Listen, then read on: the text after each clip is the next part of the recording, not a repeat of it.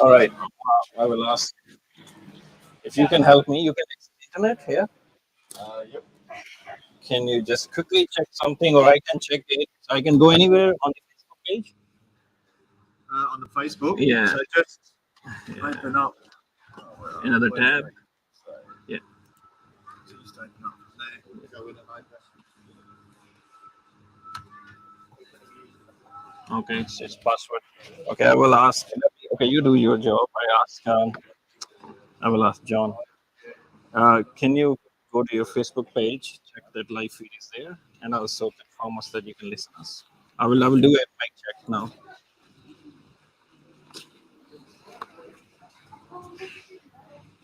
So yeah. Okay. So we are live. 1 minute. Oh, we are live actually, but I will just. Where is my friend? Okay, cool. You just. We have to do something with the cables. All right, you just.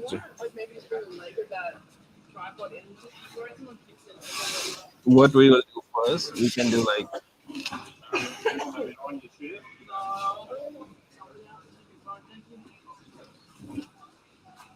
All right, we are visible. We are all visible clearly. All right, so you can unmute it. Just unmute. Hey guys, it's Jag here from Jag Aquatics, and today I'm at Tech Den with Dean, one of their managers. And before we go further, I just want to check if anyone can confirm they can listen me clearly. And okay, that's a thumbs up, so all good. So we are here to do another scape. Actually, this belongs to you.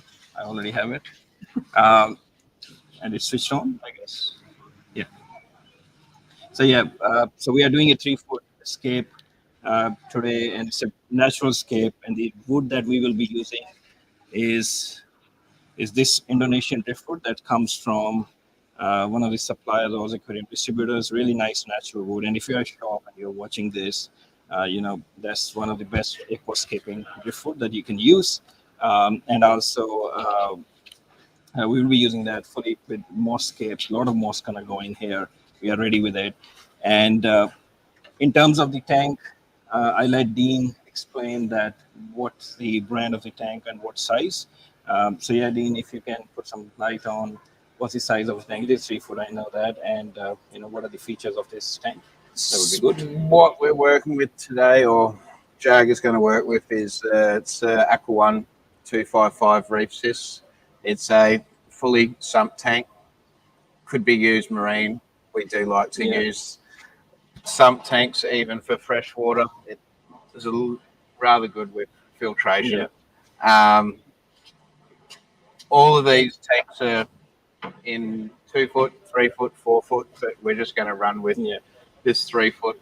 Okay, and I can see Dean here, like your the cabinet is pretty different. Like normally we get black and white colors that we see a lot in the hobby. So they come in different patterns or different colors? So with this style tank, you've got your black and your white, your standard. Then we have your oak, and then there's also one which is called a concrete color, which I guess is a bit more of a gray. So there's 4 options in the color of these stands. And what's the price range for these this kind of setup? The price range, for a 3 foot, you're looking at about 2,000. Okay, cool. That's pretty much ready to go. Add a return pump and media, and that's about it. So what I see here is they have these 2 outlets. So the way I'm gonna design scape is the scape will have some tree roots coming this way all the way here. So I'm very specifically designing for this tank how the tank is there and how the outlet is there. So the plan is that roots of the driftwood will come here and all the way tree goes out, and same thing will happen here. A lot of detail will be there. On the top you can see we're using, I hope it's visible in the camera. You can see it's a Chihiro's lights that we're using with Chihiro stands. I think this is WRGB2. It's a WRGB2. Yeah. So it's a WRGB2, really nice, sleek looking lights, and really affordable. You know, if you are into LED lights, I mean, obviously T5 metal halide lights, days are over, pretty much, and everything is about LED lights, and they have really nice spectrum.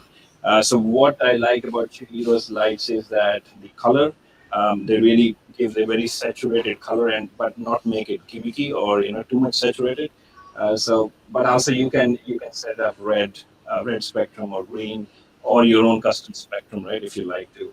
Um, so yeah, anything you want to tell about the lights? I think pretty much they're one of the top of the range lights that people use. What we found with what people want when it comes to planting is something that's really good spectrums and can really penetrate through the water column.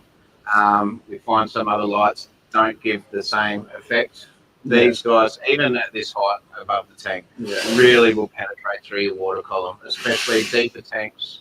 And it's going to work a lot better for your planted tanks. Yeah, and also part of this scaping workshop, we are doing a discount offer. So I let Dean tell you the discounts on various products that we have. So if you can drop in the shop and you're planning another scape, I think today will be the best day to buy some of the cool products.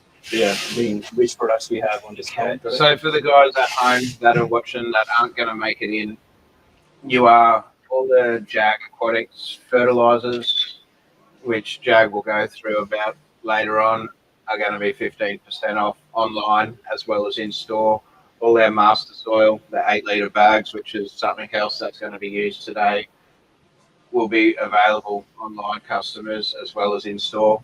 For the in-store only customers, it's going to be 20% off all our stem plants, tissue cultures, and so forth. So that's really good offer. Good chance to grab a bargain for today. Yeah. All right, Dean, thanks for that. And I will get started with the scape. Guys, if you have any questions on behind the camera, we have Robin. She will be helping me throughout the session. And we will have, if you guys have any questions, team here will help to answer that. And plus, do drop in if you are in Brisbane, and we can have a bit of fun. And if you want to do a hands-on experience, I'm all open for that. We have here our old friend Mr. Peter Ford, and he might help me if he wants to. But if anyone else is here, please come in and let's have some aquascaping fun. Thanks, guys. All righty.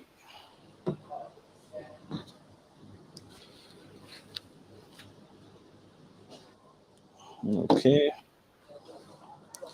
So what we can do in between, I will ask you to unmute it whenever I am ready, and then you just help me do that.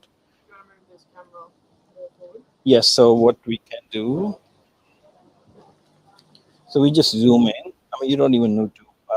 We can do that because what will happen is now your angle is different, right? I changed it over to that. Yeah. No. Okay. That's good. You can change to this one. That's okay. Yeah. Just do that. Because I will not be.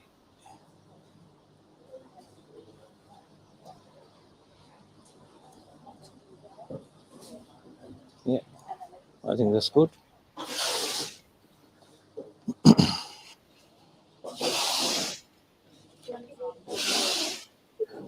You moved the phone just 2 seconds ago.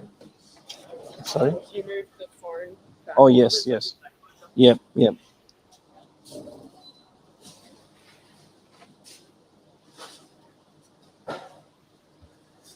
So, yeah.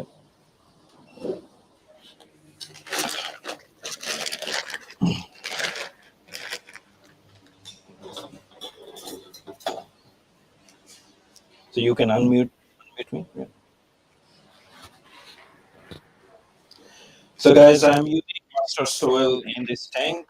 So this tank will have master soil powder. I think that's what we are using. Let me double check. And what I like about master soil is that this soil pretty much can be reused. It doesn't compact easily. You don't need a major water changes, throughout the first week. So you only need a couple of water changes in 2 weeks. So I will be using that as the base, and then we start building up building up our scape.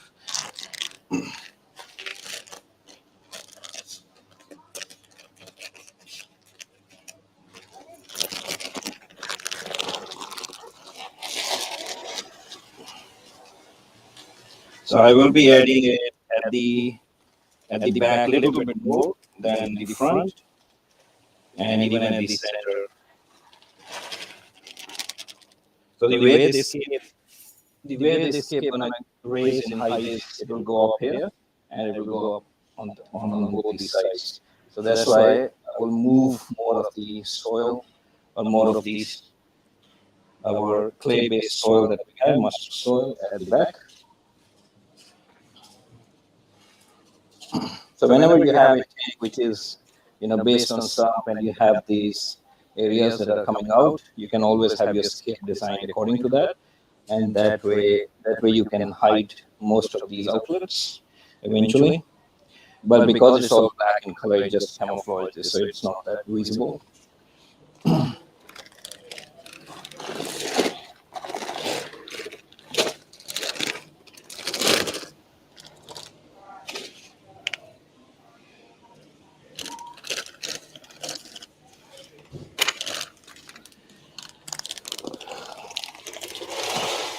And in terms of rocks, I'm using the dragon rocks. So they are inert.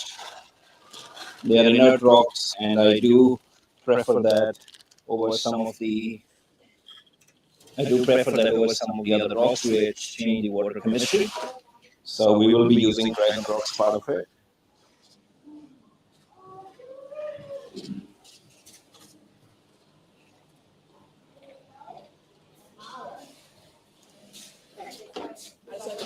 They're saying that there's a weird echo in your mic. Okay. Echo can come because of my shirt moving, or.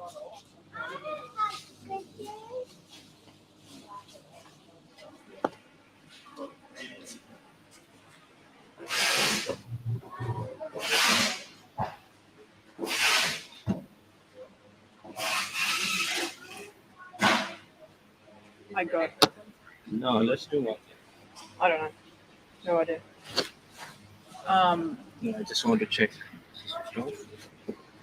It should not be there. So yeah.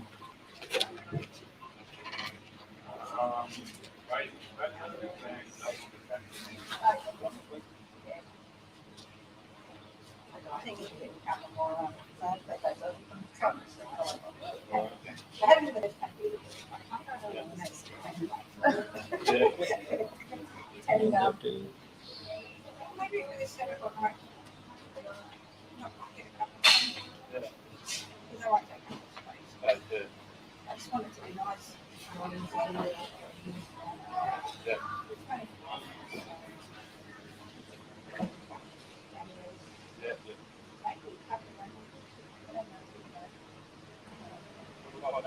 Guys, can you let us know that the echo is for everyone, or because I'm holding my mic now in my hand, and I just want to know that whether it is because it was hanging and touching my shirt, that's why echo was there. Please let us know.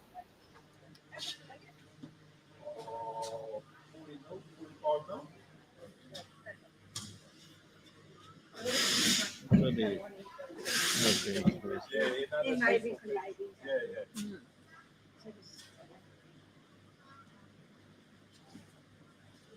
Pretty high the other? Yeah.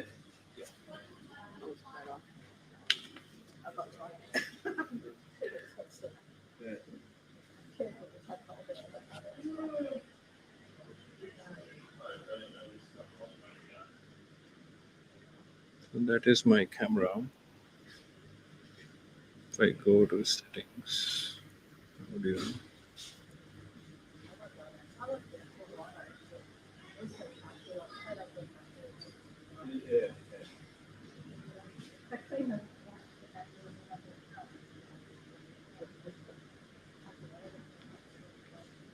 Echo cancellation.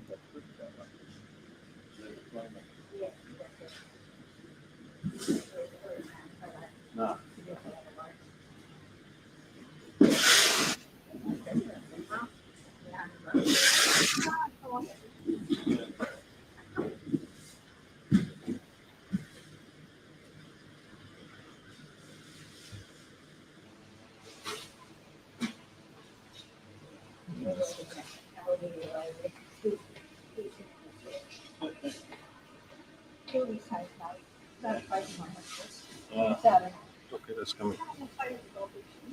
Yeah. Yeah.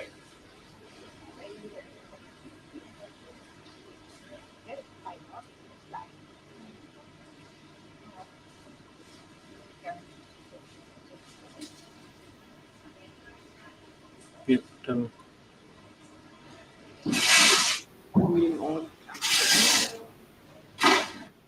Maybe what's happening is when you're selecting. It's doing this. So this one is not. So let's see, it's doing now too. Yeah.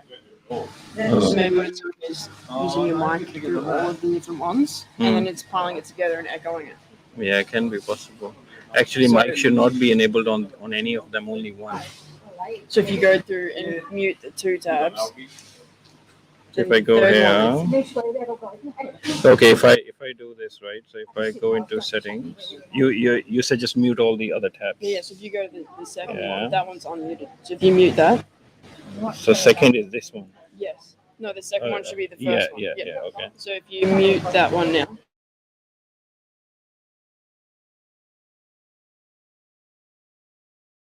One of your videos. Yeah. That should work. Hey guys, I mean maybe let's try. Hi guys, we changed the setting a bit. Can anyone tell us echo is still there? I know Facebook will reduce the quality, but best is to watch it at in YouTube. So Facebook will definitely reduce the quality. Yeah, that sounds much better. Cool. So thanks, Robin. That was your job. You helped me there. Thank you. All right, we're back to our scape then.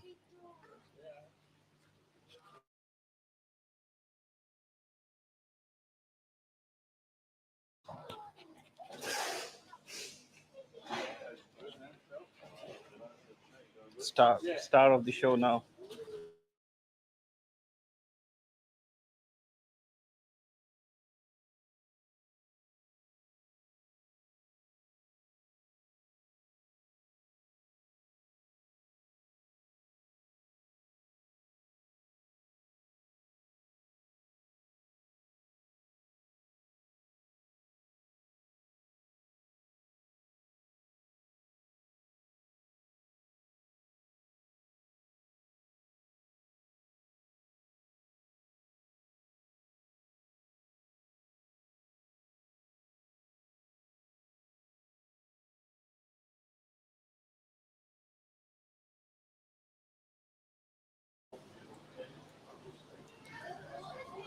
Okay, guys. So what's the plan is that the driftwood that we got, the Indo Black Indo driftwood. It's available at TechDan if you want to come in. They're really nice pieces. So this one that I got, it's beautiful for creating a roots for the tree, and I can use it to move up the whole tree design. So I will be placing it something like that. So again, the whole point is that you pick up a right piece, you trim it down. So what you can see here is if I want to put it like that, this part is coming up in the way. I can have a more soil to build up the whole thing. So I will chop it here and have some stones and more soil build up. So it sits like that, and we will have something going all the way like this. And this tree will basically come, I will attach few more pieces to make it come out. So it's gonna come out all the way. And for cutting it, you can use anything from Bunnings, something like that. And I just gonna snip it here, or so you check it here that where you want to cut the piece. Again, cutting and gluing is part of the job. So if I cut it here, it will all go down, and this will be sitting here at the base. So I will chop it here. So if you guys can see it, it's very easy to cut with this. It's the hedge clipper that you can buy at Bunnings easily. And that's how I want this to sit. So I don't want it to go down. So I will add a little bit of more soil here, some rocks here eventually to give it a support. Robin, can I have a bit more soil? like one bag. Thank you. Oh, thanks for that.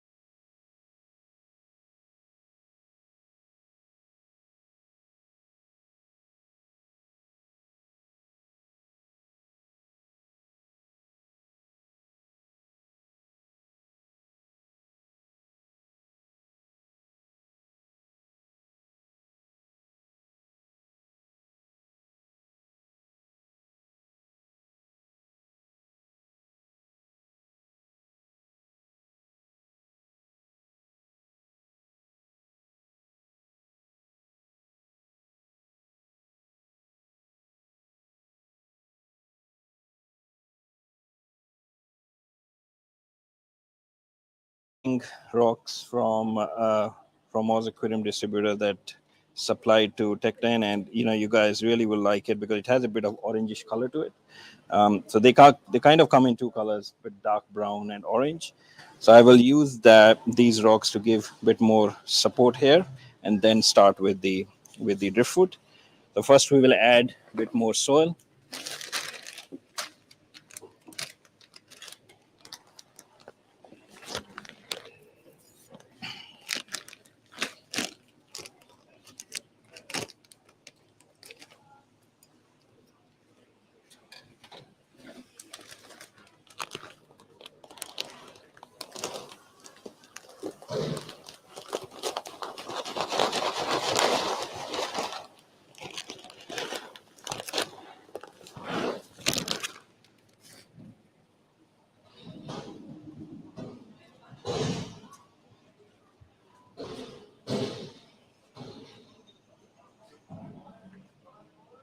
So I just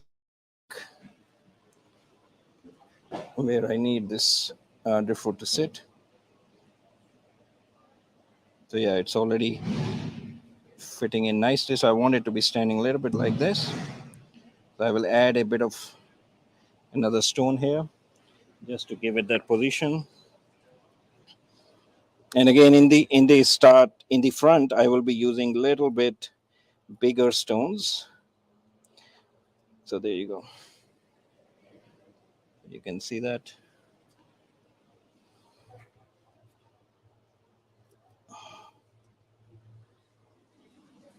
So again, the design needs to flow, right? So we're gonna bring it all the way here. So this section of the outlet will be covered eventually. I will glue these parts with the Jag Aquatics instant glue. But before that, I want to make sure that my tree structure, I can plan that.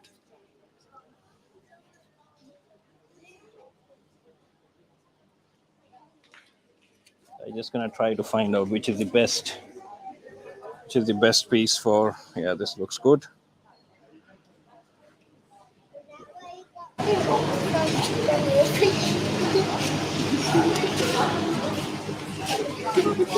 So yeah, I want to make sure that the outside and the inside of the tank looks nice. So I will use this piece here.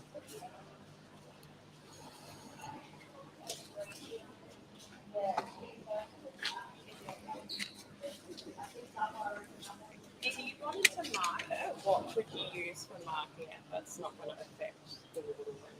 For Like if you wanted to mark the wood where you want to cut it. okay, so I mean, normally if you use the permanent markers, they are pretty good, because eventually once the water goes in, it's gonna wash out. We're not putting fish straight away. Yeah. So yeah, guys, the question was that can we mark it with a pen or something where you want to cut the wood, which will not affect the water quality. So if you see a lot of people or a lot of guys who grow plants, they use labels, and they do put the name of the plants there.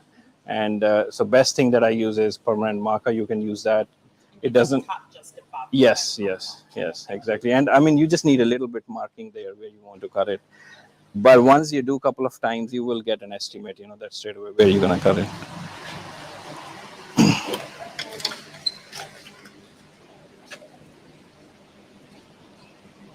So yeah, Robin, you can add that question if you want. Like normally, what I do is, I mean,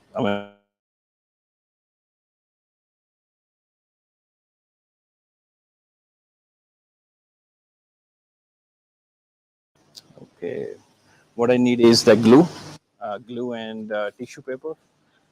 Tissue, yeah, not tissues. Paper towel will not work. So yeah, guys, what I'm gonna do is I'm pretty happy with how this looks. Uh, and what I'm planning to do is start gluing it straight away so that I can see it in the camera. It's looking very neat. So that's how the right side will look. So left and right, both the roots will come down and all the wet trees will go up.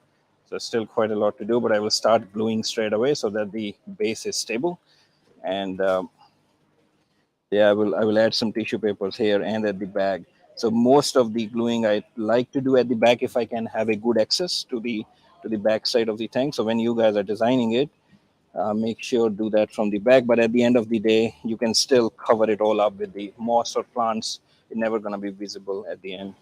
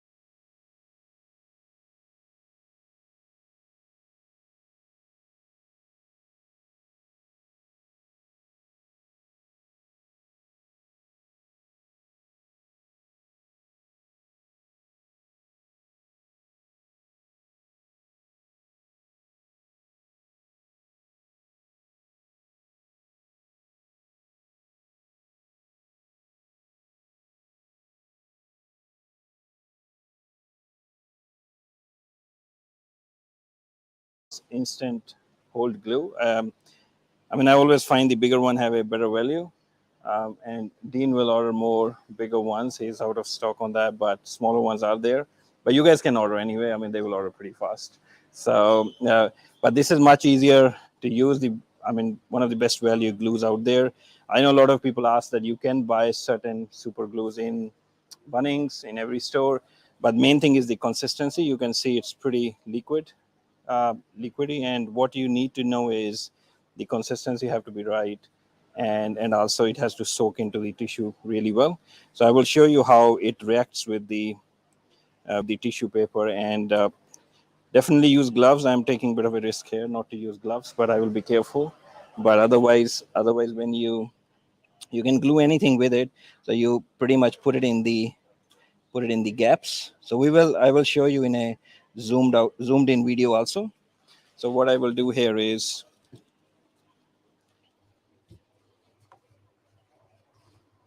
so in these grooves that you can see,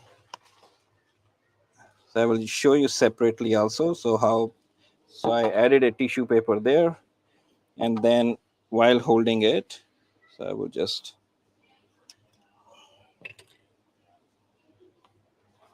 so while holding it, you just put some super glue on top of it, and it will pretty much hold it in place. So you can see the fumes are coming. I'm not sure in the camera you can see, but it's reacting pretty much straight away, right? And it's making a joint there. Right? You can see it in the camera. Yeah, good. I will do same thing at the back, and that's the way how to make the joint really solid here and make your scape last for years. Because at the end of the day, if you scape everything, and once you fill up the water, if wood doesn't stay there in place, or when you're doing a maintenance, if you knock off some of the scaping material, your all effort is kind of gone, and you have to redo everything again. So this glue technique is really helpful. See, you can see I'm not able to move the wood already. It's pretty solid already. So what I will do is I will add a bit more tissue paper, so that I just don't want this thing to fall apart when we fill the water, or something to float. So I make sure that I add bit extra tissue paper and glue. So here also. So we will add a lot of other pieces into it. So eventually everything holds together very well. And be a little generous with the glue, so that everything soaks in well.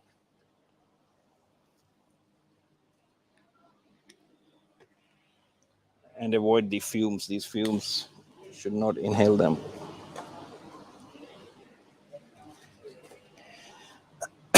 I just went out and picked up some of the other nice driftwood pieces, which are small in they're a bit small, and again some nice collection is available at Tech 10.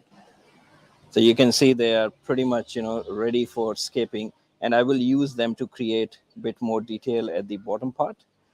So the top bit will have a big structure coming out, but as we go back, you will see, to create a sense of depth, we need to use some small driftwood pieces. So I will be using that, again keeping in mind that all these driftwood pieces will have moss growing on top of them, right? So for example, it can be sitting here. So you can already see from here, it's creating a sense of depth, but we will add that bit later.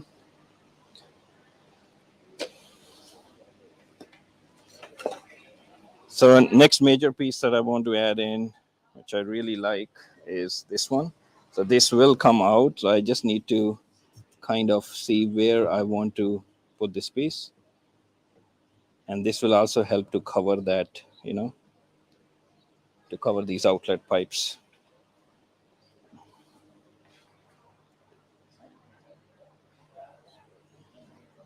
Yeah, already looking. So if we zoom this little bit out, I'm going to move the camera a bit, or zoom out a little bit so you guys can see it.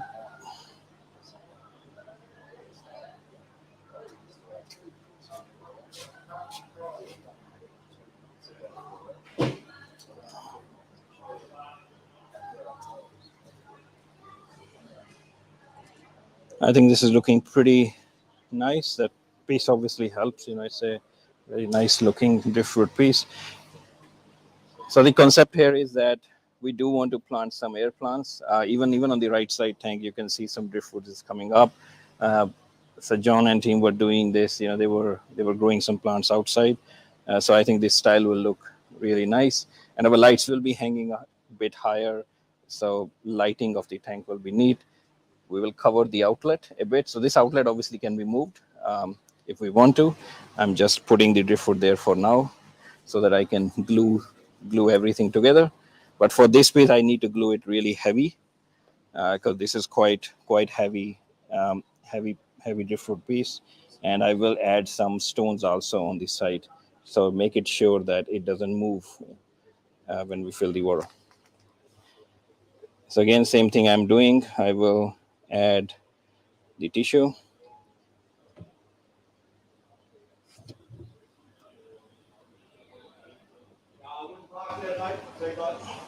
There's a sign on the bin, more or less, their garbage truck, if it comes in to pick up, they won't pick it up. This takes yours. It's able to be fine, yeah, just go in front of the next one.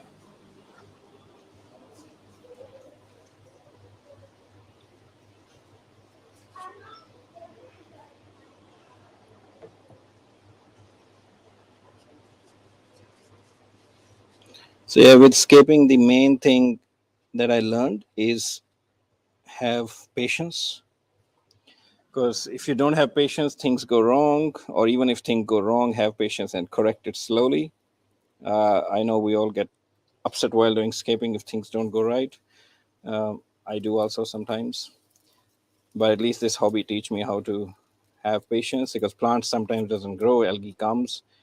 So there's no. I know people say there's a. We hope there's a magic formula, but the magic formula is that be patient and keep your maintenance up. So with all my tanks, I do maintain every week. So even if you are lazy, you're tired, change 20 to 30% water.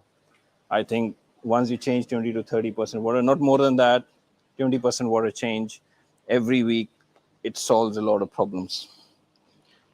And while scaping, just make sure that the base and everything. So you will see how much glue I will use, how much structure I'm using, just for the sake of the final fill that I want to do. I don't want to change things at that point. That will really make me upset if I, or everyone, if you do all the nice scape, you fill it all up, and everything just comes apart. Whole day is lost. So here also, we are trying to finish all this in 6 hours or 7 hours, and I will not be here tomorrow, so I don't want this thing to go wrong. So I'm making sure that everything that I do at the base is pretty solid. We'll use a lot of rocks to make it a really strong joint. So here you can see I joined this rock, I joined this driftwood, and it's pretty good. But again, I will add some more rocks to give it a nice strong strength at the base. All right, let's keep going. So guys, again, if you have any questions, any doubts, anything, please do ask. I have Robin here, and the Tech 10 team to answer all the questions. Plus, I will answer all the questions where I can.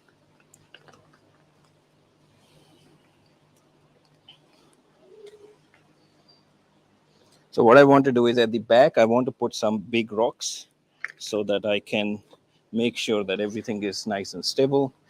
We will have some stem plants at the back, or depending on what we plan to do at the back. Either I'm thinking bit of stem plants at the back, or bulbotis. So still thinking on that. It's a natural scape, easy to maintain. So if you guys have any suggestions at the back, or you did a similar scape in your home or in your office or shop, please do suggest, and we might go that way.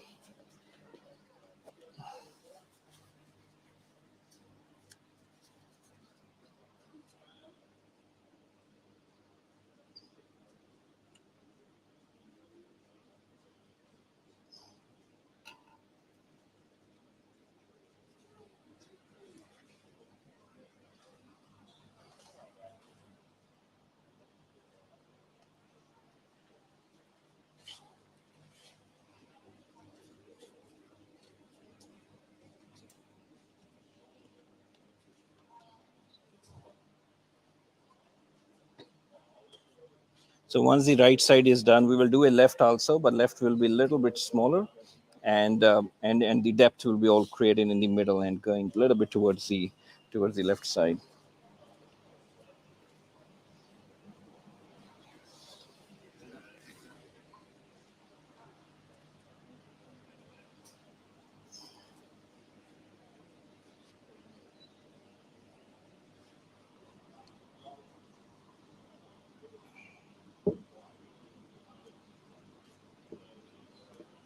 Also, it doesn't matter if your rocks are touching the glass. It's not a big deal, as long as it's stable. Rocks are stable because they're not going to be visible eventually. So, but if your tank is visible from the sides, then obviously you need to factor that in, but not when it is just visible from the front.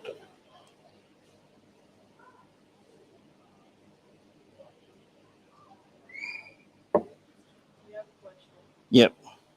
Which type of rocks do you like the most for your scapes? So I do like. Okay, there are. I mean, this is a bit of a hard one because dragon rocks and cereal rocks are my favorites. But if we use dragon rocks, water remains inert. And also, what I find is with this kind of natural scapes, dragon rocks are the best. But if you want to use cereal rocks, they are more for Brazilian style scapes. They made them quite famous. They are more contrast, very gray in color, looks really nice, but they will change your water parameters. So if I have to choose between Cerio and Dragon, I will go for Dragon rocks. So Dragon on my top list, number one rocks for natural scapes. And you can see how they blend together with the soil, with the driftwood, and once you have, and also the beauty of Dragon stones is that it has a lot of sand stuck in there, which is like a clay sand. I know it will make water a bit dusty when you fill it for the first time, but plants can grow in these grooves very easily. So even Monte Carlo, you can just sit in, put some glue, make your plant sit on it. Eventually, it will hold the roots on the plant or any kind of moss. So Dragon rocks are really nice for any natural scape if you want to use that.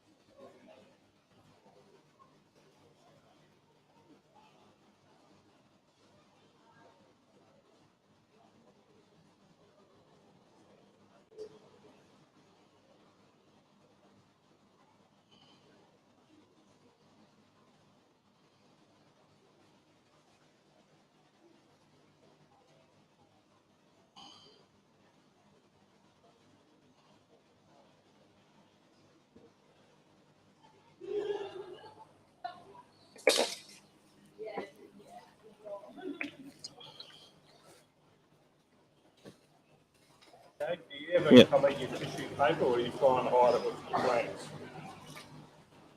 My color the tissue paper, or you mean that just Now, yeah? do you try and colour the tissue paper or try and hide No, I will. it with plants?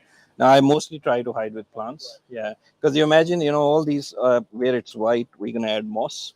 Yeah. Before what I used, so if I'm sending someone a pre-made scape, so I normally, like, if someone asks me to do a scape and send to them, so what I do is I cover all the white spots with the soil. So you can just crush a bit of sand, put a glue on it. You can cover that. That's just to make it look more presentable. But it doesn't matter if you don't have it, because eventually you're gonna put moss. You can have anything. Some plant can be stuck here. So if you see most of my scape when I do or in my other videos, eventually they just disappear, right? So because you glue something on top of it. And also when the tank is glued, like initially what will happen is, even if some spots are not covered, they will just eventually get covered. Moss gonna spread, plants gonna spread, right? So you will see with this scape, no white parts will be visible after 6 hours. All will be disappear.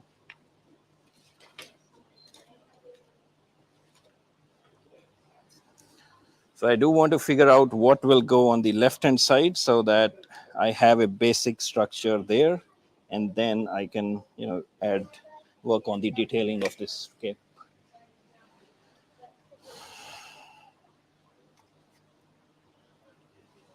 So yeah, working out what piece to use is the fun part. It does take time sometimes. Even after doing many scapes, I do get stuck, especially if I am thinking on a competition scape. I spend quite a lot of time to decide what to add.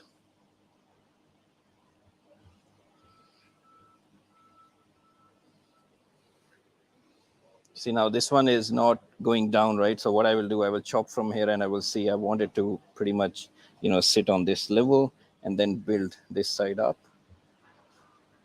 I will look into any other piece too, if I can find something which is already, a bit flat.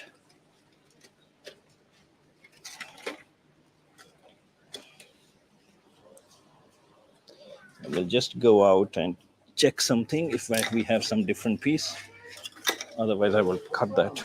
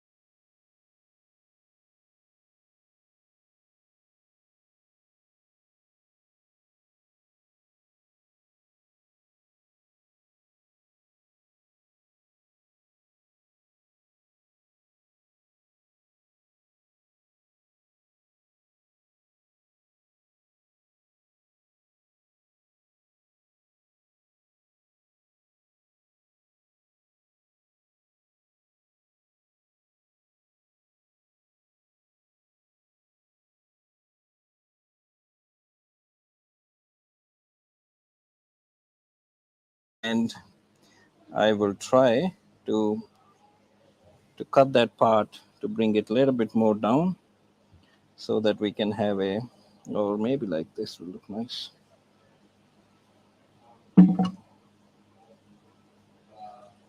Yeah, like that it can look nice.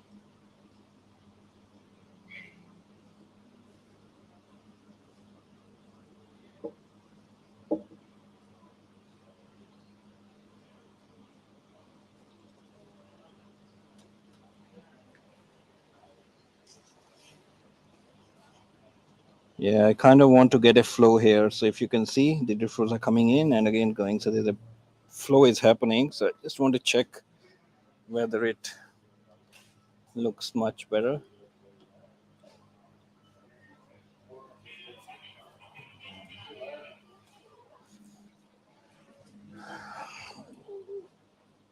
No, I think I'm more happy like this.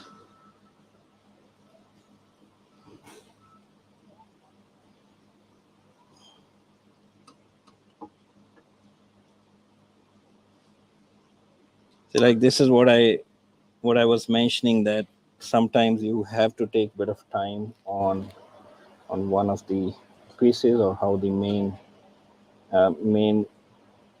piece is going to be structured.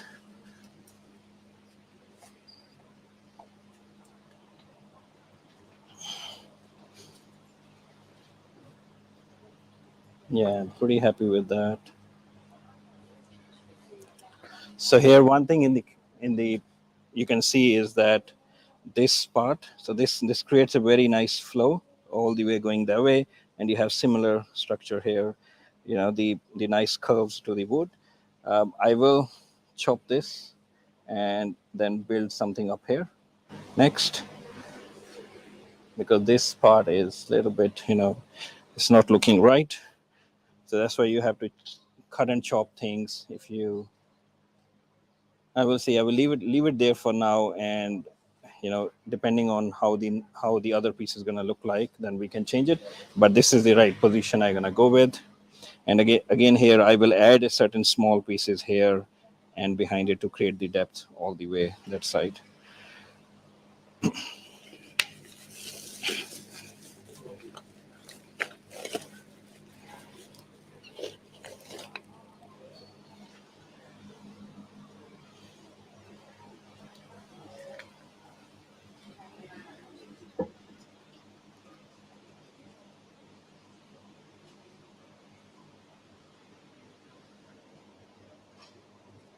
So I am keeping a rock, a rock at the back to give it a support, and also for other driftwoods to create the base structure for adding the other driftwoods.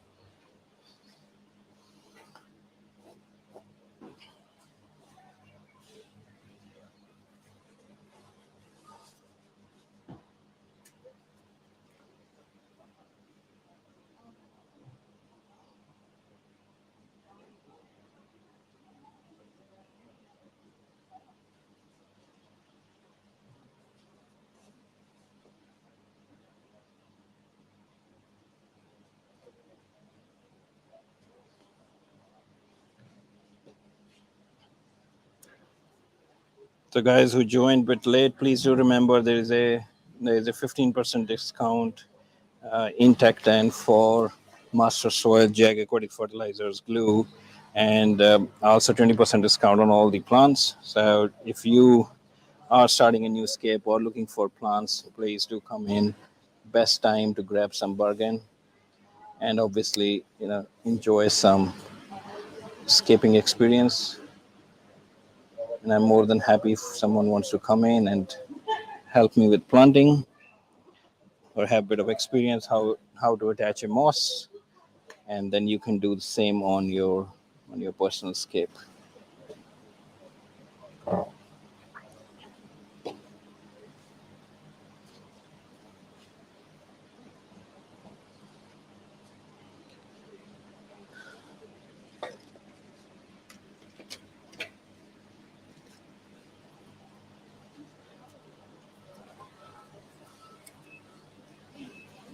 All right, now I have to choose some of the driftwoods, something like this, where I can. So this is a little bit small for this, but I do want this kind of driftwood at the back. I want something bigger that comes out from here, and then kind of have a complementary to this side, but a little bit smaller in size. So I will figure out which one to add.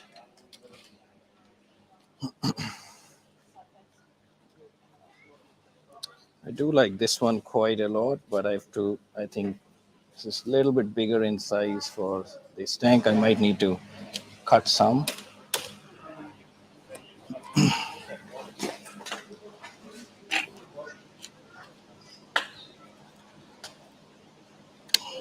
So again, I will be using same technique to trim some of the wood to create a more space.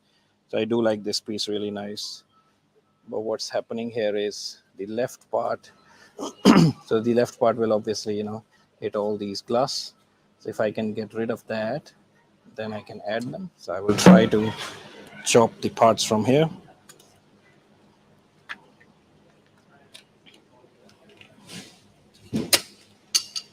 Sorry.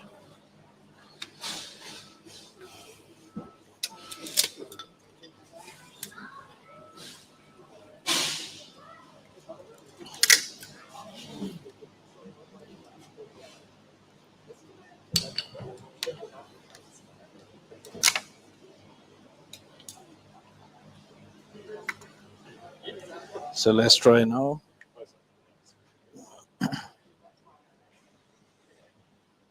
So if I can turn it this side, it will create a space for it, but I need to look how good it looks.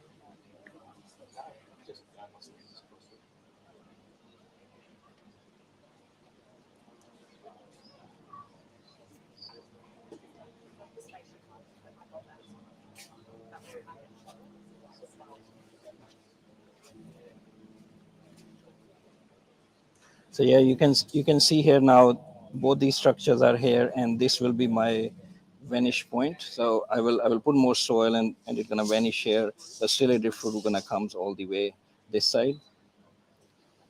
And I just want you guys to imagine this all will be covered with moss, so it will look pretty neat, more of a jungle look eventually.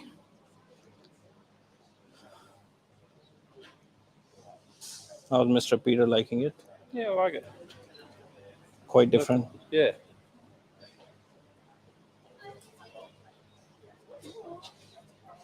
It's a nice type of wood. Yeah. So I mean, basically, what I want is to create all the way, depth. back. Yeah, to the back will be all the way this side. I mean, now the smaller wood gonna come, which will show that. Yeah.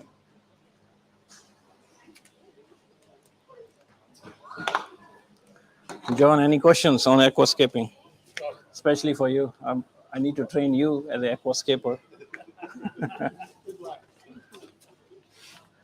Give you a new hobby. I've got my You- 7 helpers. You have a new house, so you have to create a nice scape there, waterfall style, something like that. Yeah, you definitely have a good help, Mike.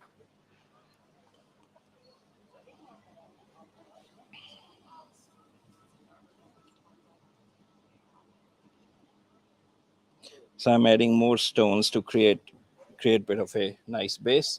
So you can imagine we are building all the way up here. So I will add more soil, and some of this driftwood will get kind of, you know, disappear in the soil, but that's okay. That will create stability, and we'll add more driftwood as we go back.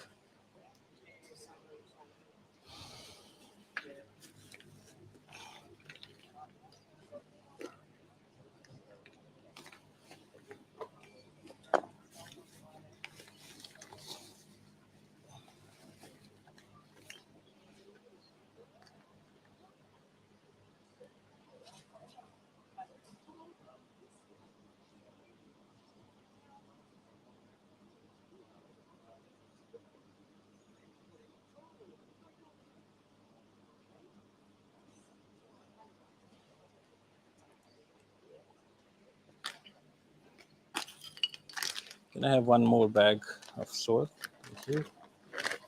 I've got half a bag there, Jake. Oh yes, my mistake.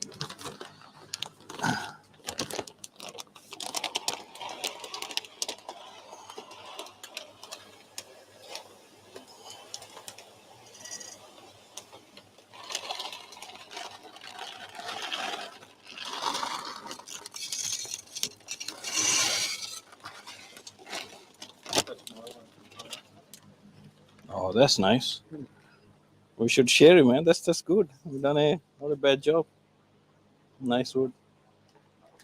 So you need to share that in the group. You don't share it. Okay, that's in your new place, or okay, that's nice. So yeah, John was just showing me his nice 6-footer scape, freshwater scape. Looks really cool. I will ask him to share those pictures on the Facebook page, Tech10 Facebook page.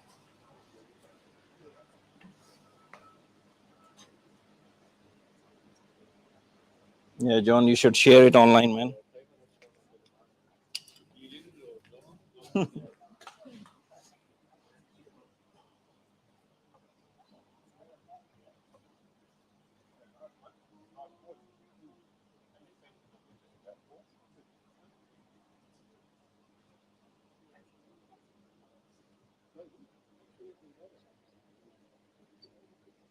So before I add some of these small pieces, the big pieces, I want to glue them again.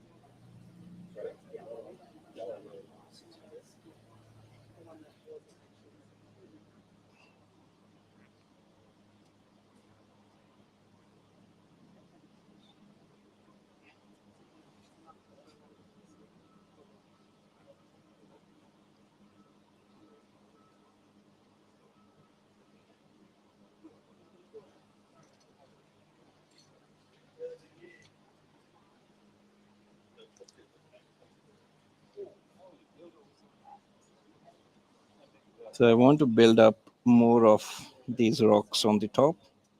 I mean, one is for stability, and one also, they look completely integrated with the, like, rocks needs to look completely integrated with the driftwood. And that's why I'm going to add more and more of these.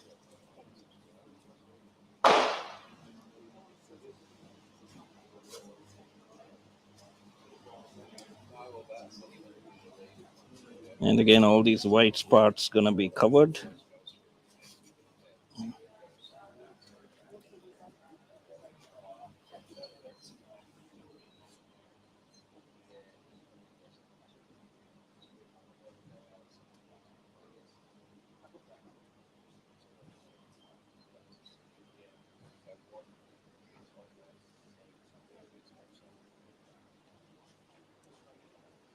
All right, so we'll glue next this big driftwood piece, and I might cut it at the back a little bit.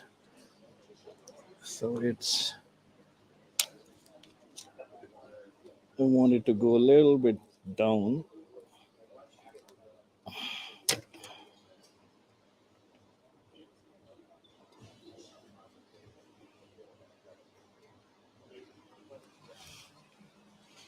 How it looks like. Yeah.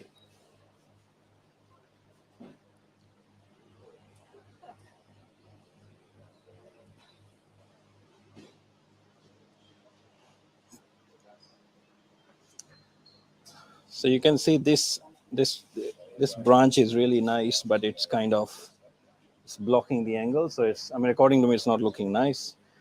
I might clip it from here. I'm not doing it right now. I will do it later. But if you guys can see it, I mean, especially when you're looking at a screen, you will know straight away that whether something is making sense or not. According to me, what this is doing is joining this part. For some, it can look cool. For me, it's not looking right. But do comment if you guys have a different point of view. And I will not clip it right now. I will do it later. But that's how I see Escape, and I change things as I go. So yeah, Robin, what are your thoughts? Oh, it's really good. You think it looks good? Okay, cool. Sorry. You're converting me.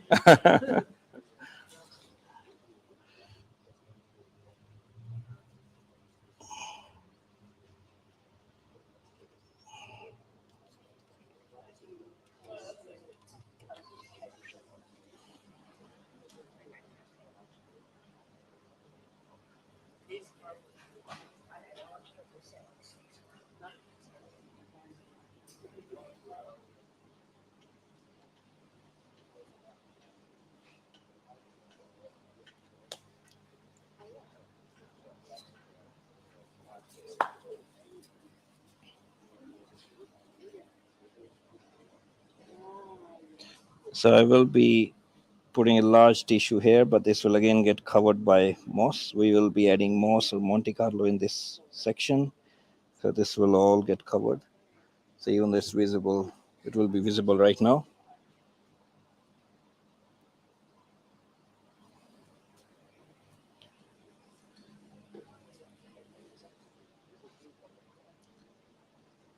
All right, I need to figure out this part. So I will add more soil here.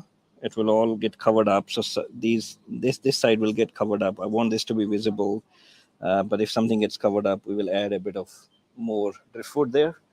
So we had another bag. You got another bag, right? Oh, sorry. Okay, cool. Yeah, just one bag. Yeah.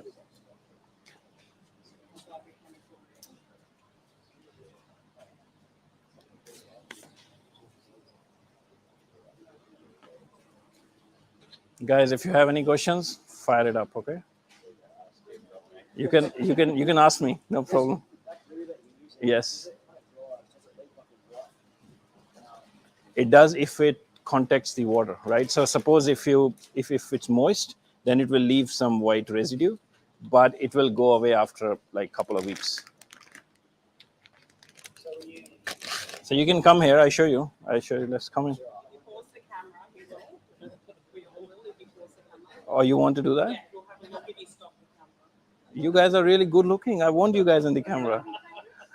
No, that's okay. Okay. No, camera not gonna be there. Don't worry. No, I will add plants to it. Yeah. You want to come in? No? Okay. I show you here. Yeah. Come in, I show you here.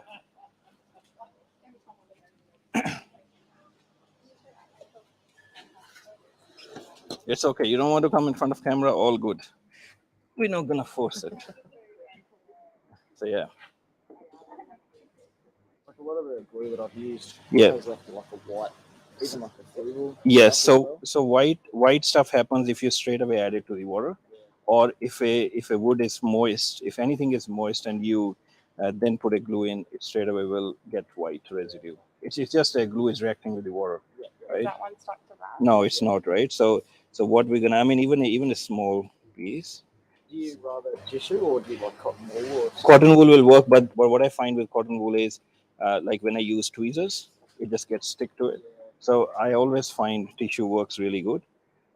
What you normally do, I mean, this technique came from the Indonesian scapers because they all smoke a lot. I mean, somehow I've seen every scaper smoke, and they use cigarette cotton buds. Maybe someone did once. I think Dean Yeah. was just saying So you just add that, that he used the and bit generous with the wood, and don't touch it. So you can see reaction happen. Right. Is that reaction Yeah. because of the tissue? Because So of you're the doing tissue. wood, there's no reaction. Yes. but it won't dry as fast. Do you get it? Yes. It will not dry as fast either. Right there you. Right. And leave it for a couple of seconds, and that's how you can make it. You know. I mean, I was just about to ask if you had to put like a weight or something on it to. Yeah. So you can touch it now. It's solid. Oh my god. All right. And that's how you. So with this rock, what happens, because it has a lot of dust. Like this piece is pretty clean, but it has sometimes a lot of dust to it. So you have to glue it a little bit, a bit more effort on the glue and put generous amount of it. Did the tissue because Yes. of the residual stuff on Yes, it? So if yes. it was a rock with No, that I residual, still will. you'd still do it? I still will do it. You can't glue otherwise anywhere. Right? Okay, thank you. Just Yeah. because it dries so quick with the tissue, I think. Yes, that's the reaction. Like in 2-3 seconds, If you it's could, done. like, try and glue that to the rock. Yeah. It wouldn't dry. It just Okay. And even if you use glue for so long time, it will still take time, and it's not a very good Bond. bond. So this is pretty good. And that's how all these. I mean, if your scape is more complex, and otherwise you can never lay out anything and balance it up. It's just impossible, right? So I bought an ornament mask if I Yeah. wanted to stick some plants to it. yeah, same thing with plants. So plants normally, obviously not the stem plants, the rhizomes like Anubis, Bacchifrendia. You put a little bit of it and attach it wherever you're gonna attach the plant with the glue. And you put It the will water die on there. them. Yeah. Yep, and then Yes. stick the plant. Yes. It will stick, but the plant will die at that point, Yeah. and the new roots will come up. Yes. Yeah. I've got a lava rock at home that's kind of Yeah. like a frog face, Yes. and I would love to see some moss growing with the side Yes. of that. So same. I mean, you will see how I'm gonna grow. I mean, normally the traditional way is to zip. You use a fish line, line off right? like And that's just. I mean, if I have to use a fishing line for every branch, I'll be sitting here for next 2 weeks, right? So, so what we're gonna do? Put a glue and chop this. This is weeping moss that we have, and I will show you that we're gonna cut it and just sprinkle it on the top, glue it, sprinkle it, and you will see instant effect. It's pretty good, man. And then let moss. So some parts will be white, but it will just grow out in a couple of weeks. Eventually, it will be green. Yeah. I've used dental floss, and you don't see that after. Try the fishing line, and then eventually I just saw fishing line floating and Yeah. No, all good. So keep asking questions. Don't worry about camera. I will come out and explain it. All right, guys. Next, I will be adding more soil. I just want to finish with the soil at the back and in the middle, so that way I can have a nice base and the depth planned. So we are 12 o'clock. I'm not going bad. Hopefully, we will be finished by 1:30 with the hardscape. So I will add a bit of soil at the back also on both sides.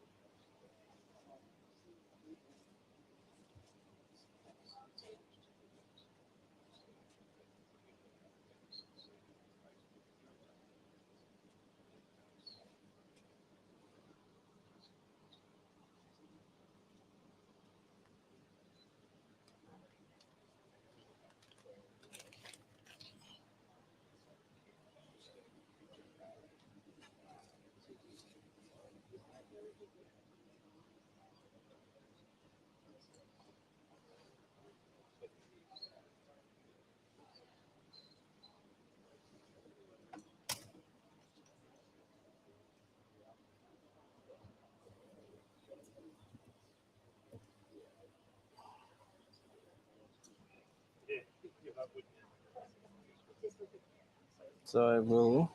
So this one, because it was not glued all the way down, so this joint came out. I have to re-glue it. But again, we have to have patience here and fix it again.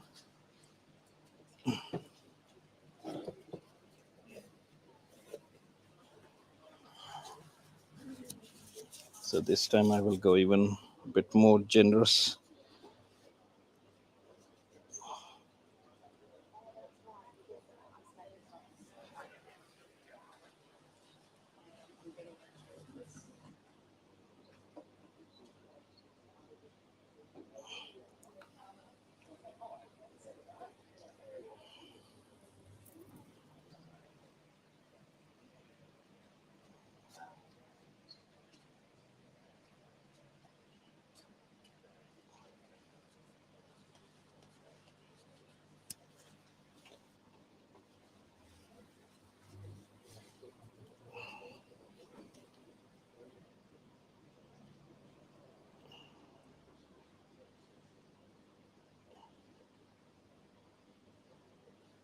So online guys, if you have any questions, please do fire up your questions and I'm more than happy to answer. And if you joined just now, we do have a big discount offer going in Tech Den. So if you can come down, you want to buy some plants, they're all 20% off. 15% off is on master soil. So the substrate is 15% off, and on Jag Aquatics fertilizers. So if you're looking for new fertilizers or set up a new tank, this is the time to buy some of the products.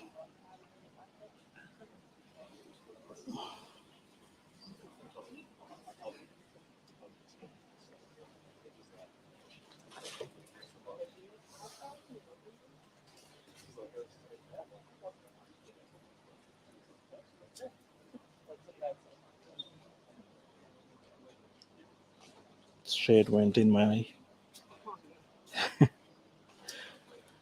Have to be careful.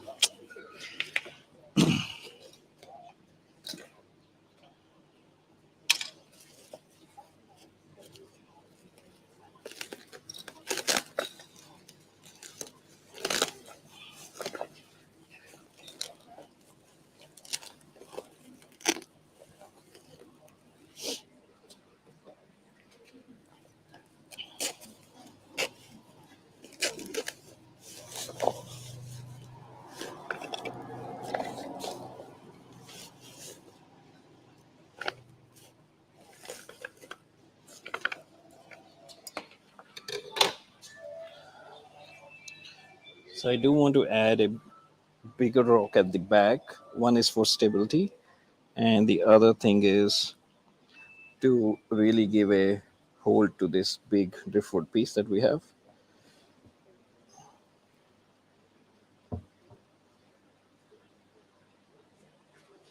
And also what I'm trying to do here is a bit of a dark contrast spot here. So I mean, with the scaping, it's not only about everything lighted up. We need to create some dark spots, and that will really create a nice area for the fish, and also pretty photogenic that way, right?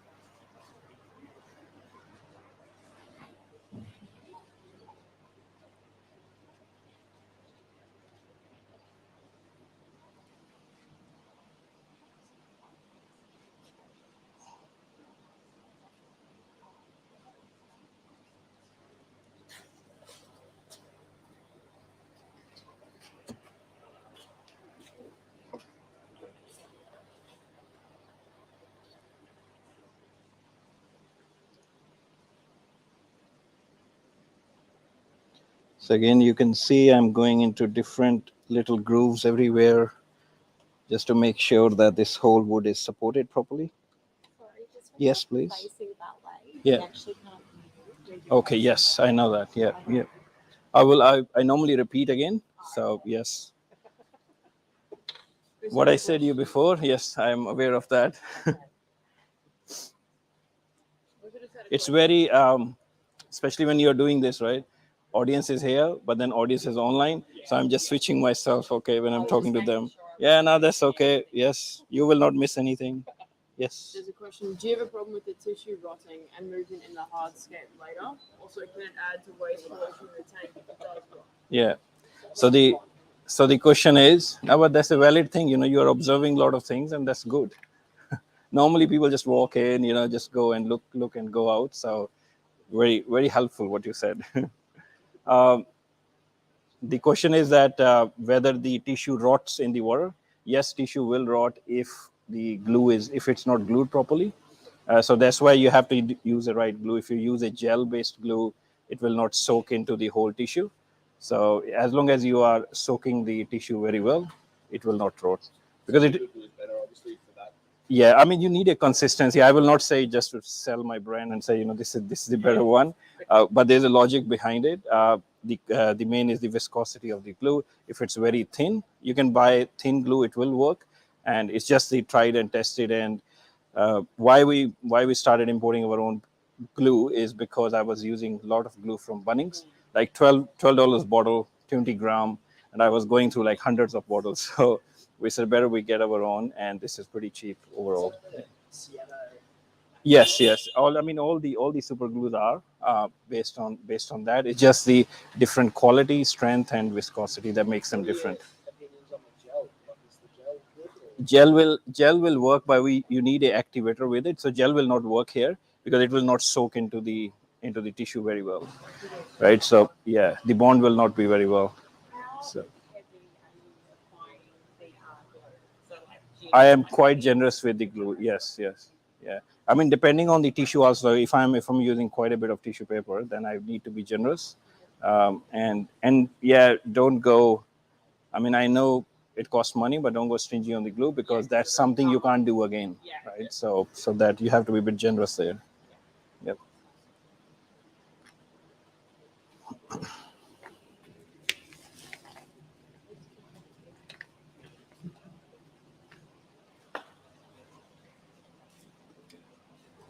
So yeah, I will try to cover some of the parts with the stones here and there, so it looks more natural, and it looks like that the rock and there is no but joint between them, and that's how normally trees are, right? There's no gaps in there. What do you plan to smuggle it? Most probably it will have a school of fish. So we're not gonna put a large fish into it. So most probably any kind of school of tetras can be there, cardinal tetras. You will have a autocinklus, some algae-eating crew. You can have shrimps, like small shrimp. If you have a small fish, obviously they're not gonna eat shrimps, so you can have that. But no, not a big fish. So the focus is on the aquascape, right? So and a school of fish that will make it look nice. That's why dark spots. If I can create this area more darker, it will look really nice when fish will come through.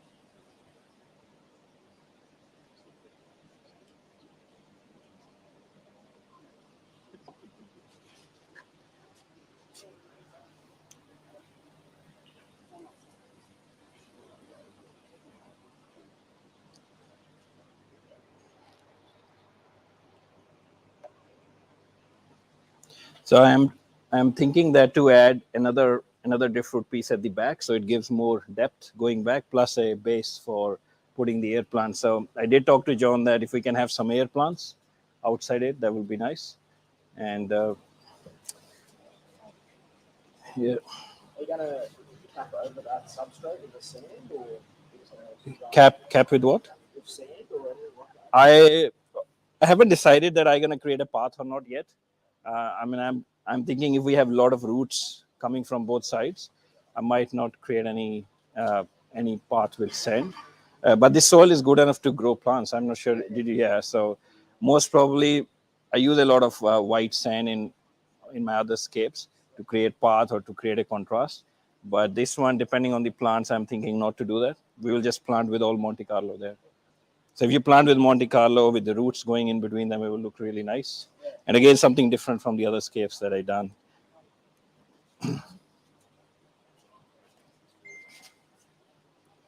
So you just fill in the front with more of that same stuff. Yes, yes. So I will actually create some more roots here. You know, it's still a bit less detailed yet. I will need one more bag, and that should. Thank you. Yes, yes, please. Thank you.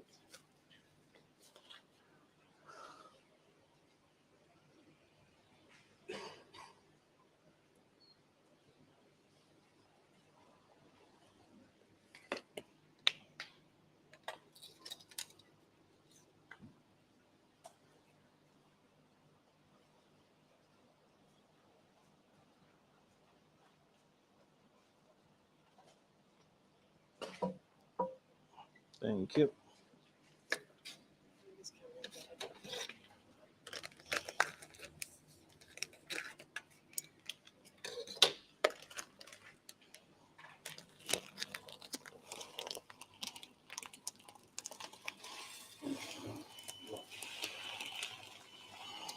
So this is the master soil powder. It's a little bit smaller, so that will be mainly the top of the soil. So I'm gonna cap it with this soil because it just looks.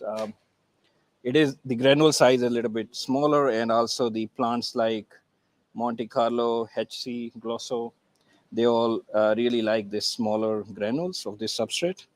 Is it easier to plant into the small? Yes, yes, smaller one actually more easier also because they, when I will show you with tweezers when you plant it, all the soil comes together pretty easy when you take out a tweezer. So it's just super easy to plant with them.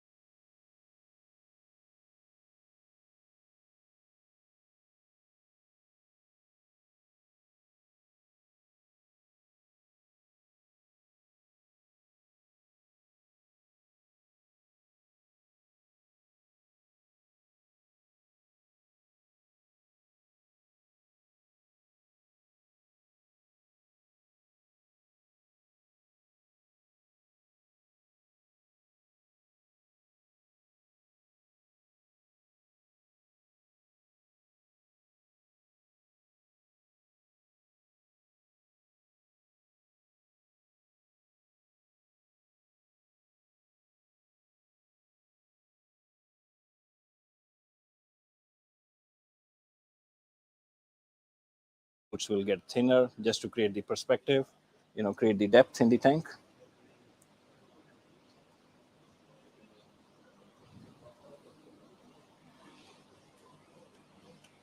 Do you know if this wood will produce more tannins? No, this will not produce tanning at all, pretty much. I use this wood.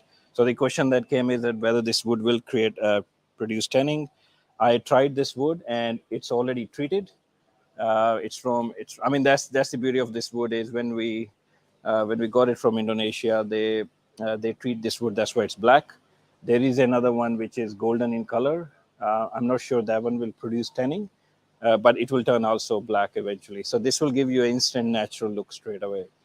So if you are like I'm preparing a tank for my ADA comp, I'm pretty late as usual. So I have only 12 weeks left. And what I thought is if I use this wood, it's better.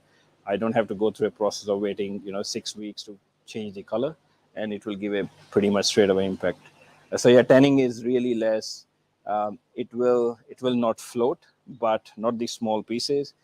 So what the supplier said that they do sink pretty much straight away, but I still glue them heavy. So if there are some pieces that are not waterlogged, they don't float. But yeah, overall really happy with this wood, and even this one get less fungus. A lot of other woods will, like I seen gold wine get fungus. They go through that period for 1 month and then they get settled in. But this one I seen they don't get fungus easily. What do they treat it with? I'm not sure what process they use. It's just that they said that they are treated.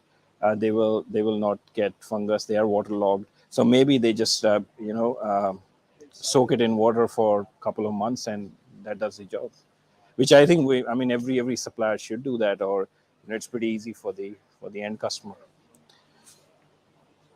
So this is again, I'm going to create some roots, some smaller looking roots with them, and I will chip off some of the extra branches that are there. We will use them. They are not a waste. So actually you can use all those, whatever I'm cutting, you can use it in nano tanks. And what I will do here is, so you can see, we will create a bit more depth and a bit more different style of branches, different style of roots.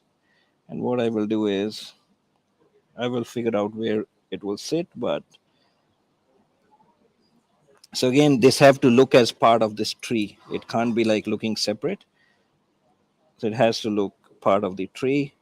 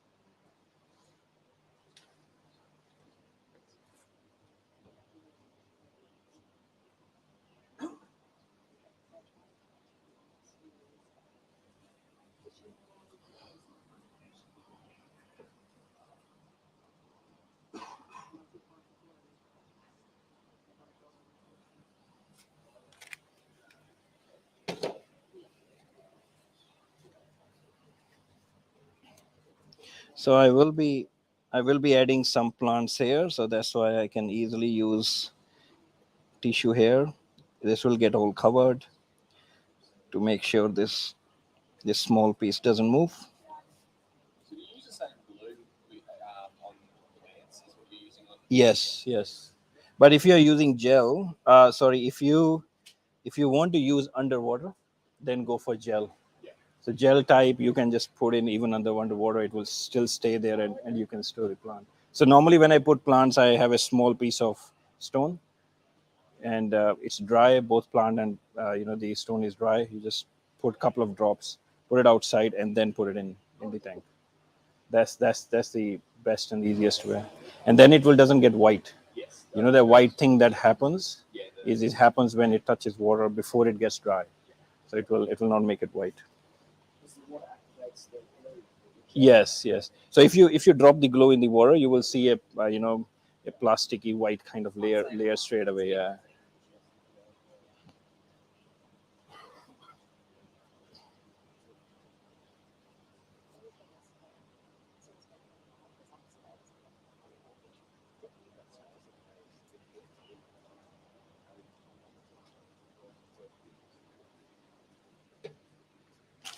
So I will add more soil so that in the front, pretty much my soil is done. And then I can start adding more details here, a bit more detail in the front. So I'm thinking not to go with white sand in this tank, but again, who knows at the end. I might see the use of white sand, it might look good. But for now, I'm not planning that.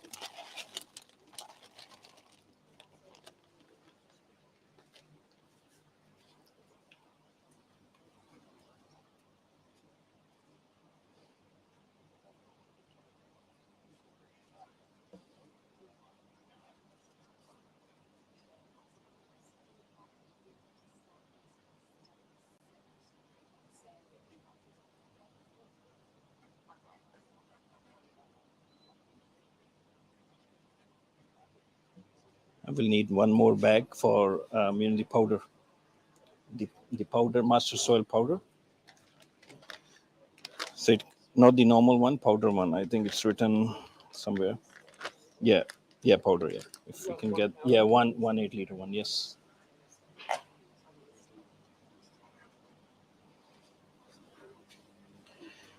So in the front of the tank also, so I will keep the substrate level about 5 to 6 centimeter.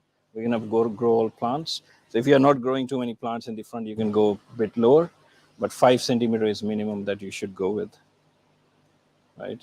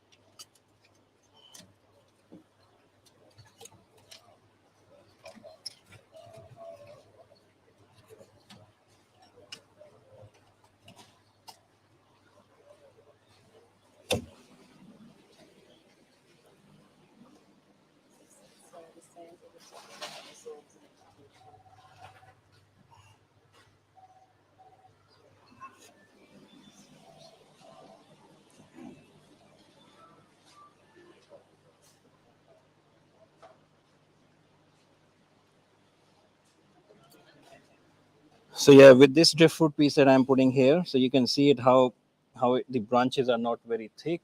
It's all going backwards, up a little bit. It's creating more detail and depth in the tank. So if you see, it creates a perspective, right? It's going into a darker area, but it's getting smaller and smaller as you go back.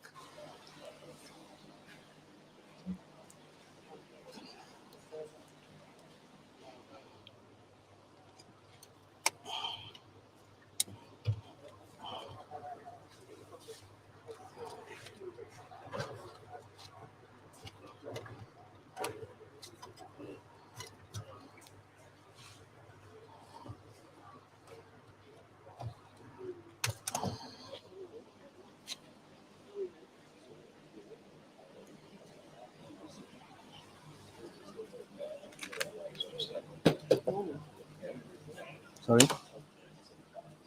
Anything?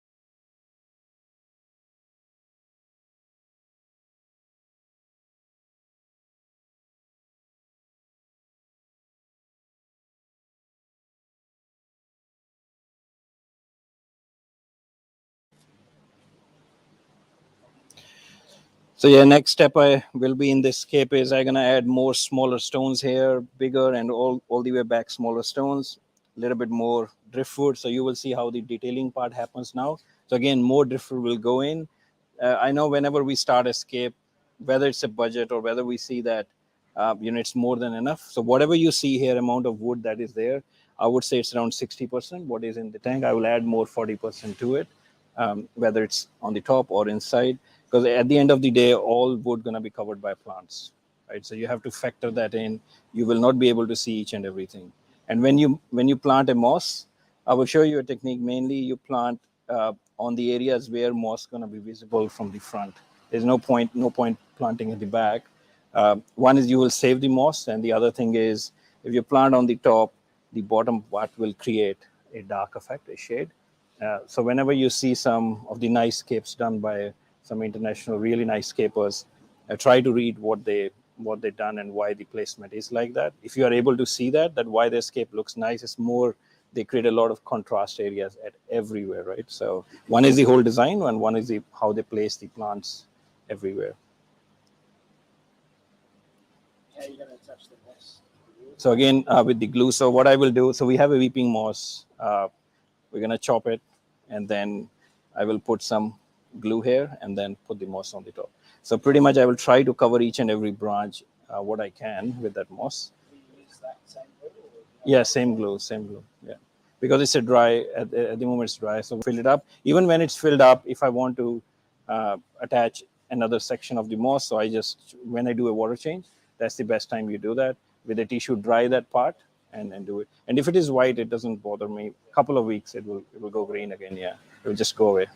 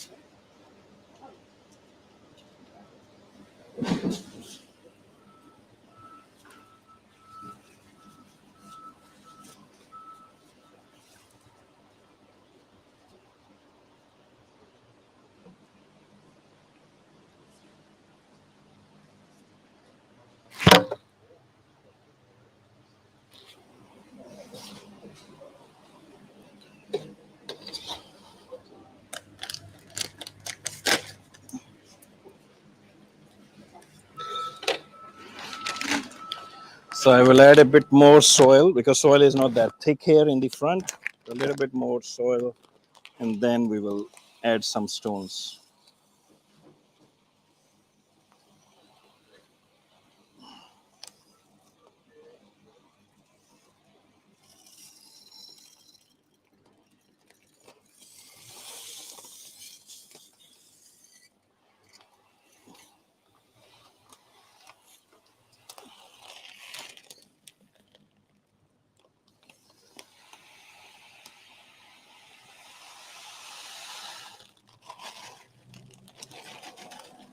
And I am slowly building the height up. So at the back, pretty much it will be up to 20 centimeter high.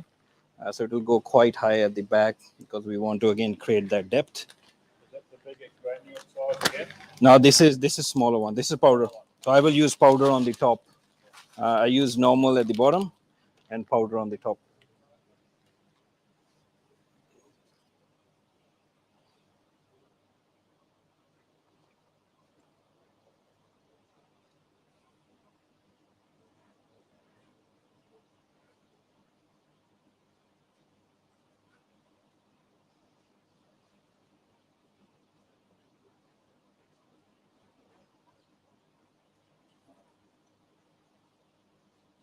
have to wash that soil? No, you don't need to wash that soil. Yeah, this is soil. It's all clean. Yeah.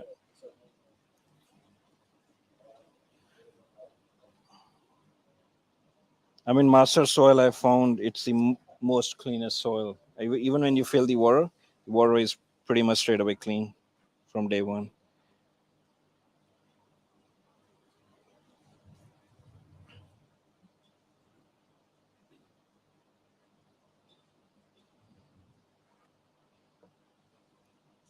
So will you fill this with water today? Yes. Plants, water, everything. And then how soon after the first fill do you do a water change? So I will do in 2 days' time. I mean, if you can do next day, it's good. It's good because first fill is always, every soil have a little bit of dirt in it. So I try to do if I can do next day. And you won't run the filter that night? No, run the filter straight away. Yeah. So yeah. I'm very, very new to it. No, that's all good, man. That's the whole point. So run the filter straight away. Yeah. We know. That's right.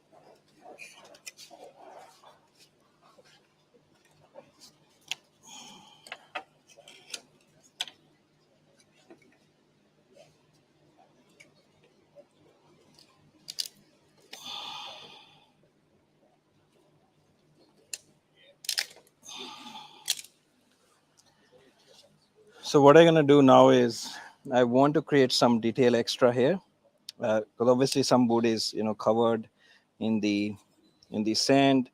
You can make that piece obviously go up, but that will create the whole structure bit composition bit different. So I do want to add a bit of bigger size roots in the front. So you can see how this one is added here. So it looks like it's continuing and going all the way. I think in the camera, if I look at, yeah, it pretty much gives that effect of depth. So more detail. So now the whole thing that I'm gonna focus on is more detail with extra roots, and some stones will be part of it. So I will show you soon.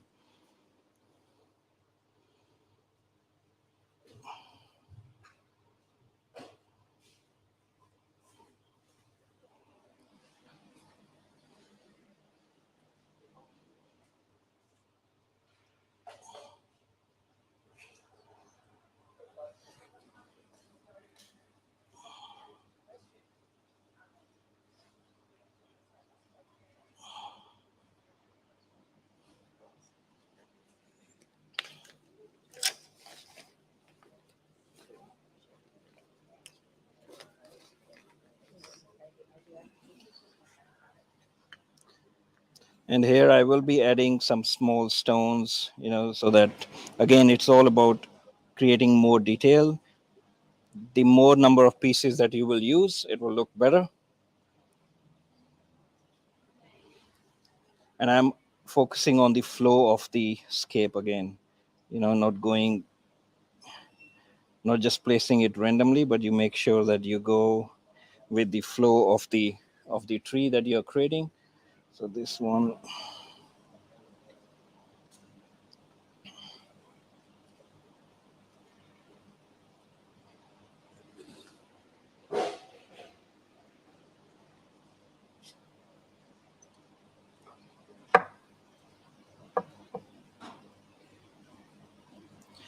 so when we get our Monte Carlo plant, we will place it we just place some glue here and place it on the top. So some part of the rock will get covered.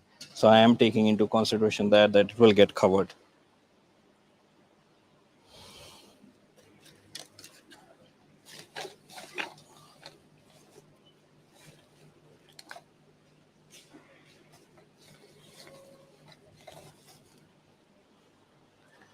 So again, on the right side, we'll block this soil from spilling to the front, but at the same time there will be plants that will come in here.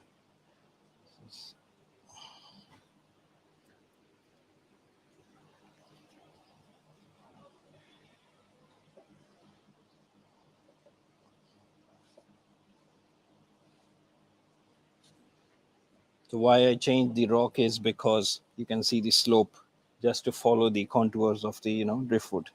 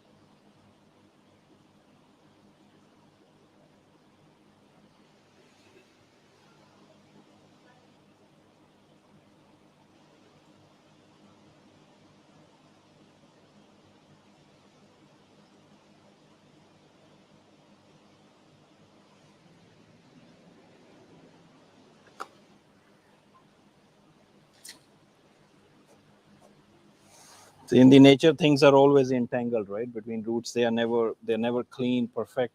So that's what I'm gonna create now.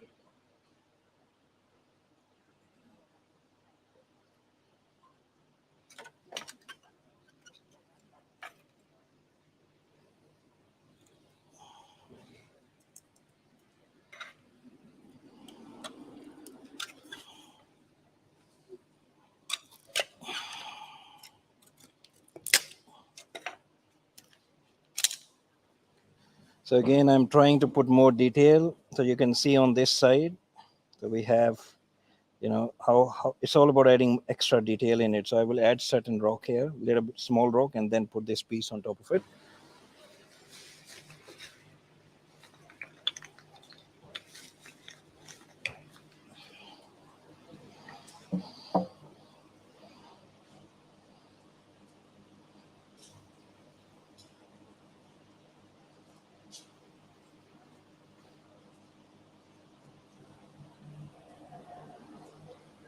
So like this, and it becomes part of the tree, you know, part of the stump that we're trying to create. And we'll glue it here.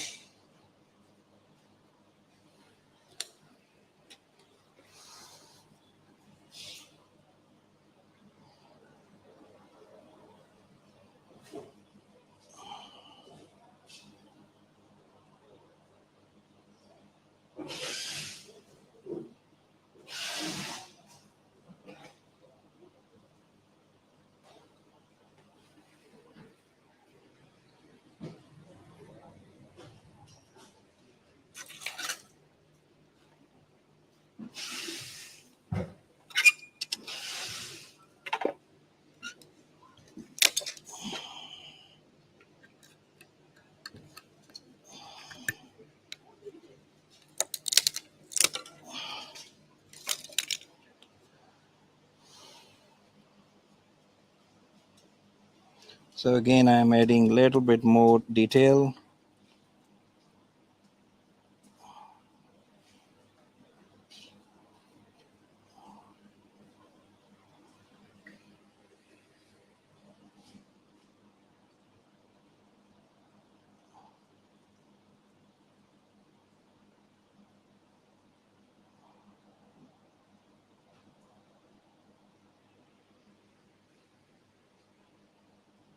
So basically, I want to see everything go a bit up. Otherwise, if I keep adding detail at the same level, never going to be visible. I'm making sure it is all visible too.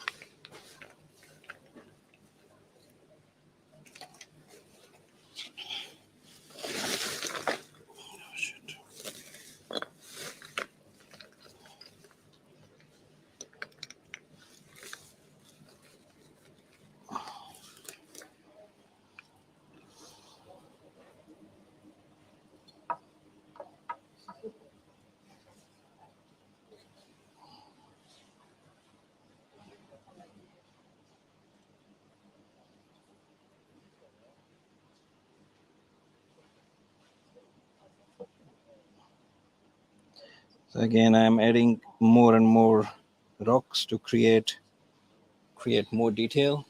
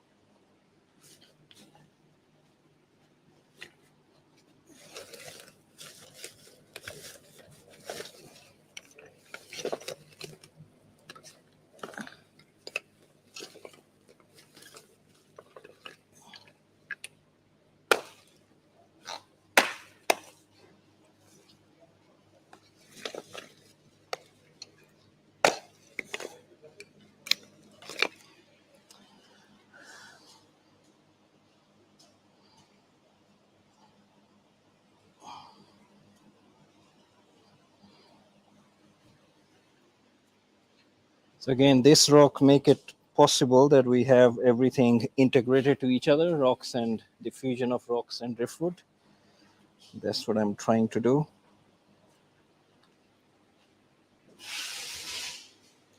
And I need a little bit more soil here so I can raise it higher. Okay, I would need one more bag.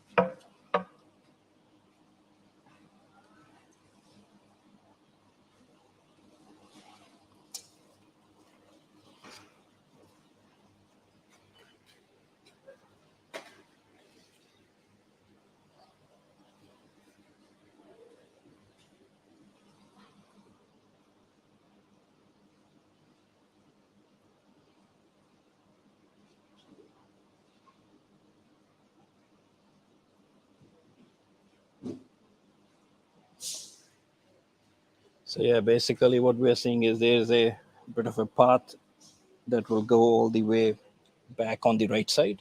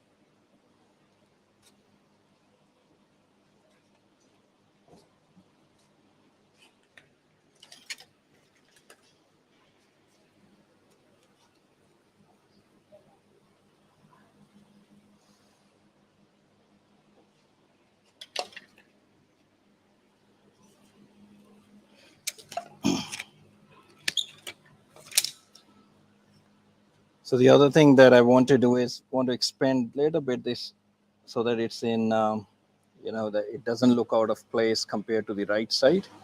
So right now, this looks a bit imbalanced, if you can see here. So I want this thing to come out a little bit, which we can do with using this piece of driftwood. Something like this.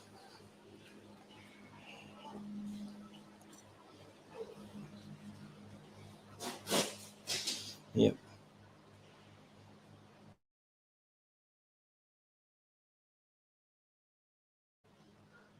All good. You're gonna be there? Guppies? Yeah. Okay. Cool. Deliver some stuff to Gary, so I'll get you down there. Yeah, sure, mate. We'll do something similar but different. Yeah.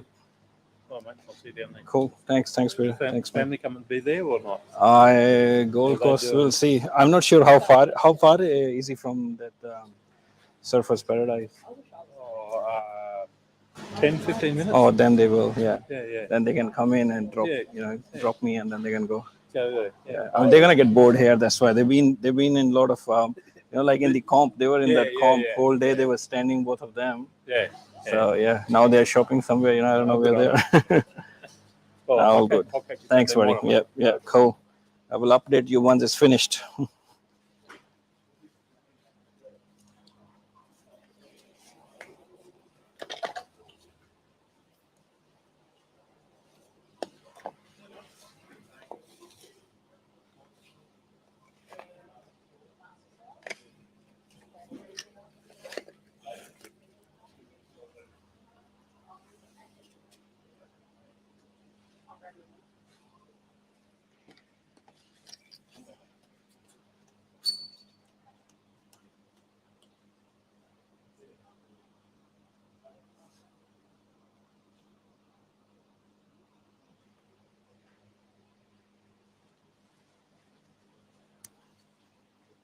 Oh yeah, I forgot to glue this. Better I glue this first.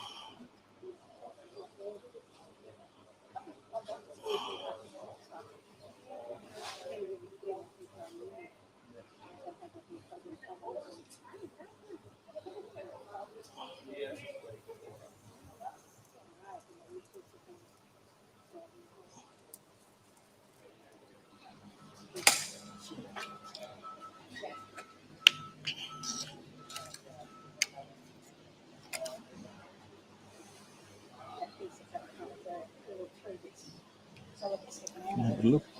Sort of remind me of something with a intensive fix. Yeah, yeah.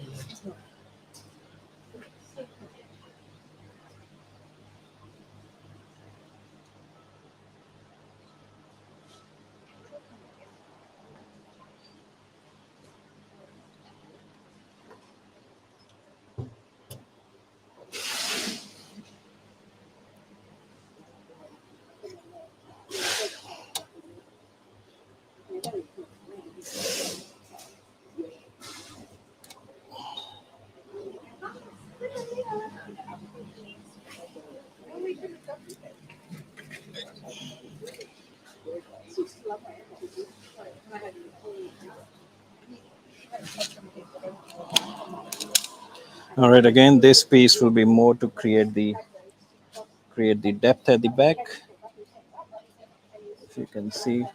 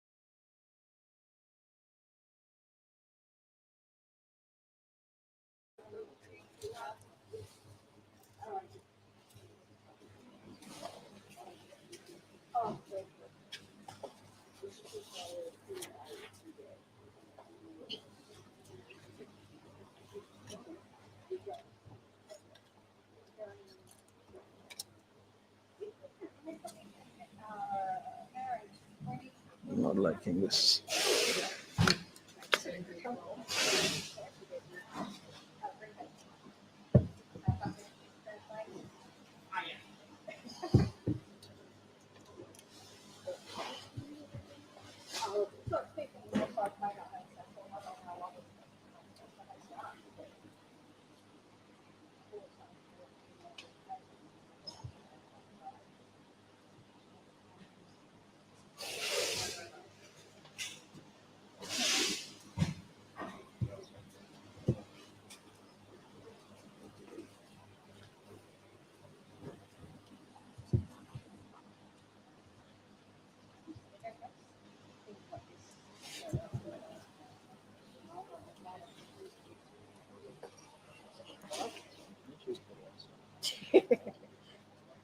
I can travel the world on YouTube.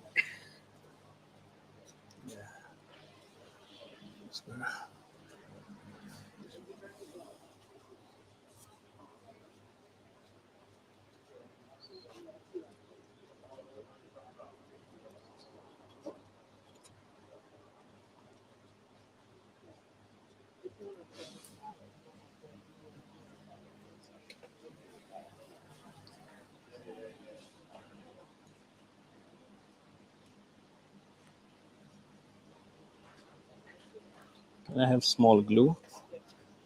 Just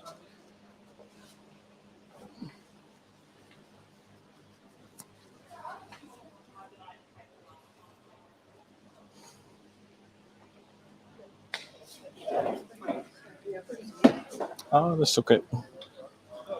Thank you. Yeah, I will cut it with this here.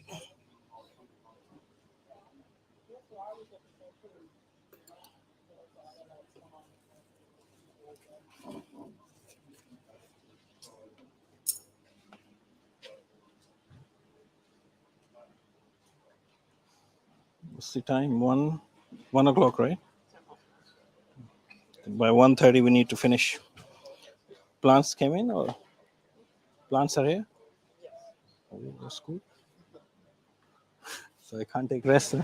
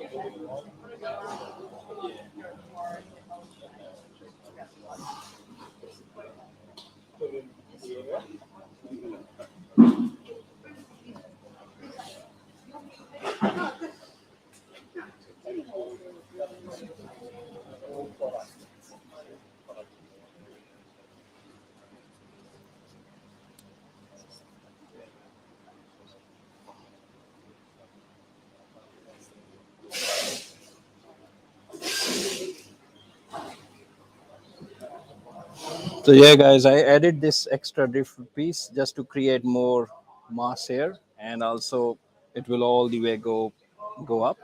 So that's the whole point, creating this extra or adding this extra piece, and it will be still visible from here under the water. Oh, okay. No, we'll start later.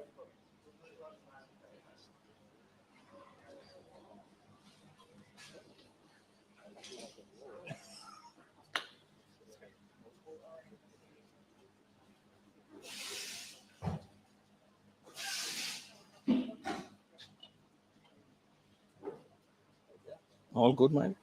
We're not far away.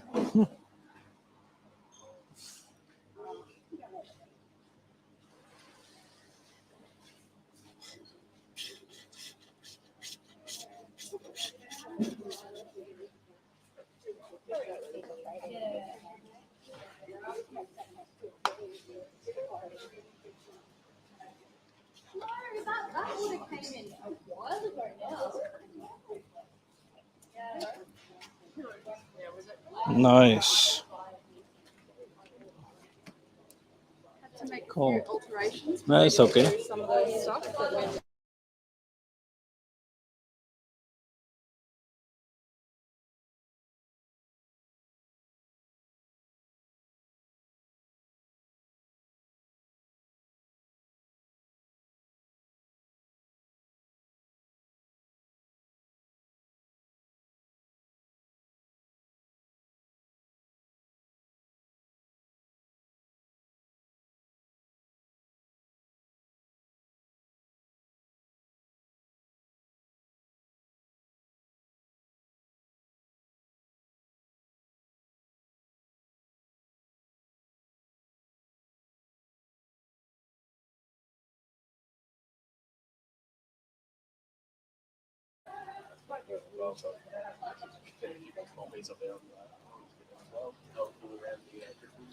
So I will be adding, I think, another piece here, or I'm thinking just replant Monte Carlo and it will drop down, which can be the case too. And I will add a little bit more soil in here to create more depth. Thank you.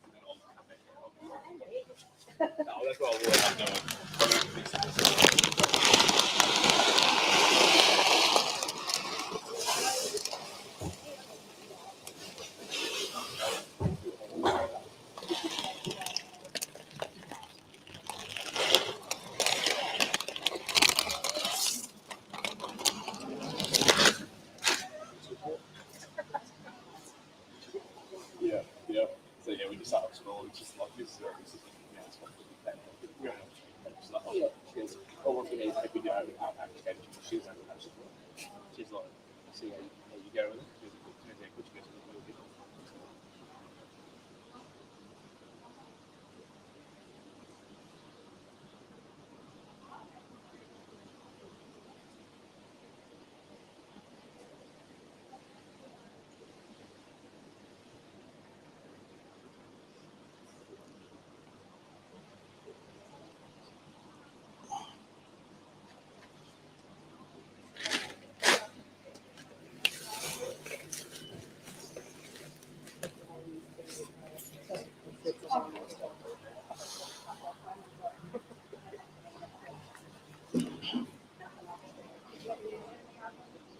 So I'm just adding more of the rocks to create more detail.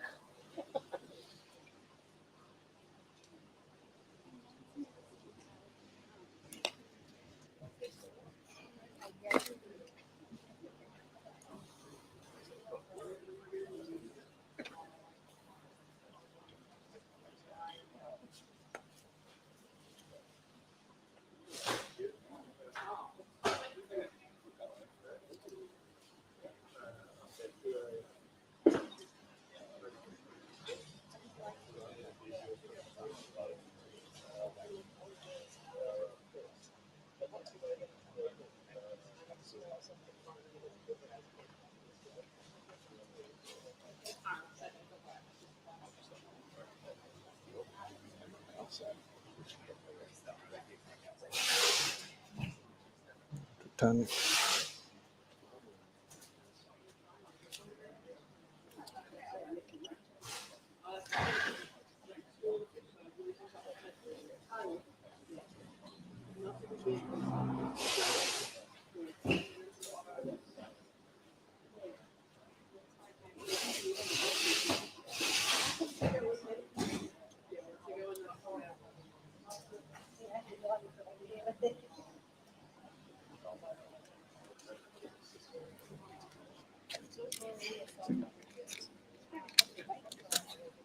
Sorry. I was saying it's plenty of spots for baby fish to hide if they're, you know. Oh yeah, for sure. Now once plants are on the top, you will see there's quite a lot of shade, and I wanted to actually put bolbotis at the back, like that would look really nice. But we might replace some plants later on. I'm just really looking forward to seeing the progress of a couple of months. Yes, after it's developed more, yeah.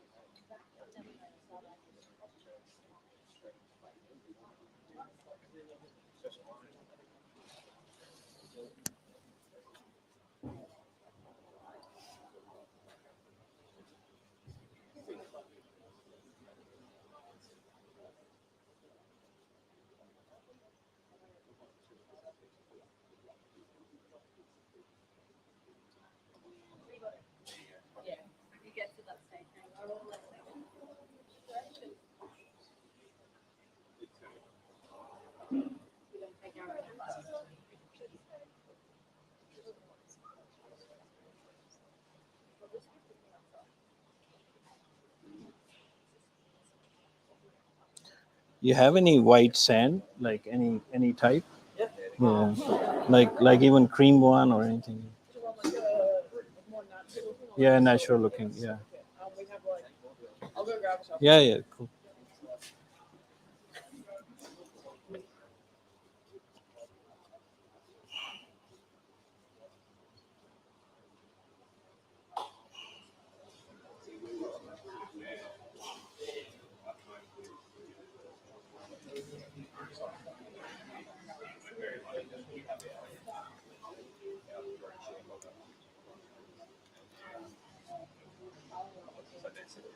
Yeah, we are pretty much there. I love it. Right-hand corner now just it looks like it's growing, it had been growing out of it. Yes, yes, yeah. But when you first set it up, it didn't have that same thing. Yeah, Now yeah. the rocks are- Yes. Now the rocks are in there. We go with this one. So yeah, guys, we will be using this Sahara Gold sand from Aquanatural from Pisces, and it's pretty good looking natural sand, and it's more natural color. So what I will do is I will create a path going all the way from here. I was not thinking to create a path, but I think it's a pretty good natural look that is there. So we'll create a bit of a path which can be get covered by plants eventually. But that will look nice, I think, if we create path something from here. So I will just sprinkle the sand on top of it, and we'll see how it looks.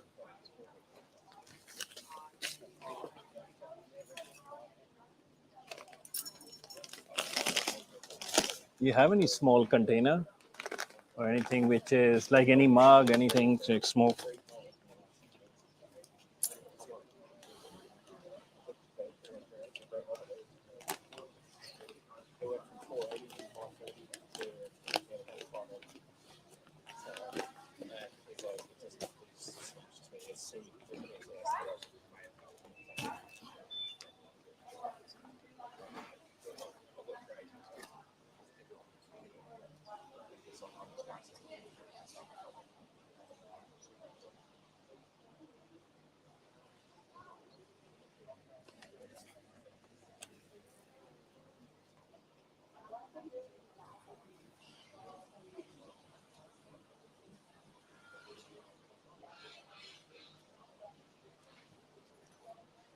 Yep, perfect. Yeah, awesome. That will work. Yeah, thank you.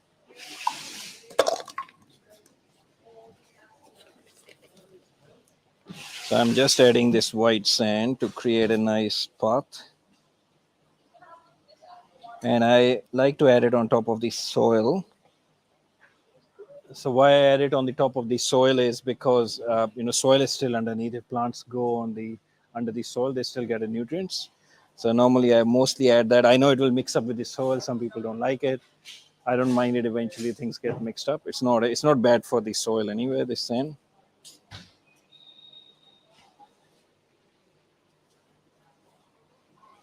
So the way I try to create a path, going in between the woods.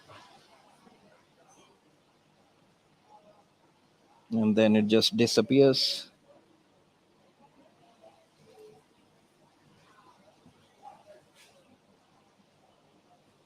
So how do you help to stop the sand from mixing with this dirt as you fill up? Do you just sort of direct the water source in a water or something? Or? No, so what will happen is that once plants are grown around it, just like to avoid the erosion, you need to have plants around it.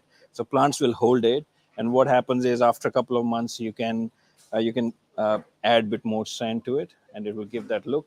And always you can suck it up, a little bit, take it out while maintaining it. But there is no real way. I know people try to put a mesh or try to add something to avoid it, but imagine if you have a mesh underneath, your roots gonna go in, you uproot a plant, everything comes out, right? So let it be there, let them mix. It's not a big deal as long as you don't do too much uprooting, right? If you're going to change a lot of things, things will get mixed up. You can't avoid it. Yeah.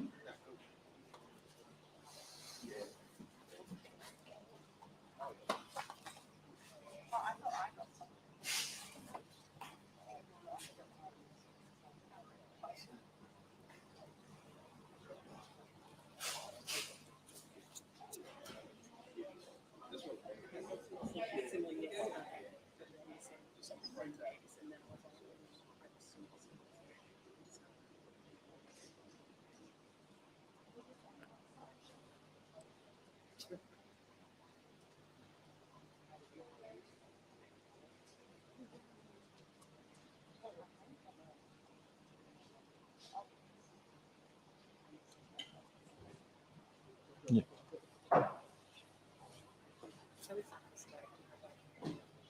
yeah, that's good.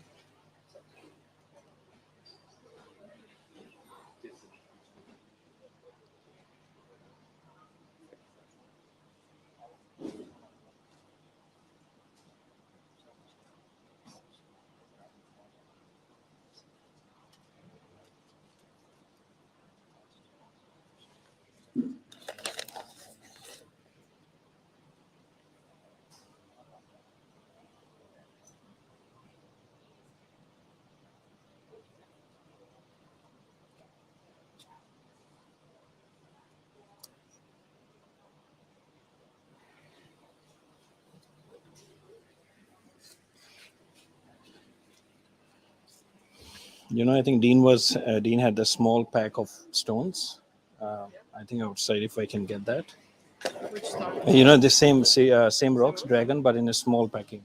The smallest packing, 1 kilo one, not the big one. That's enough. I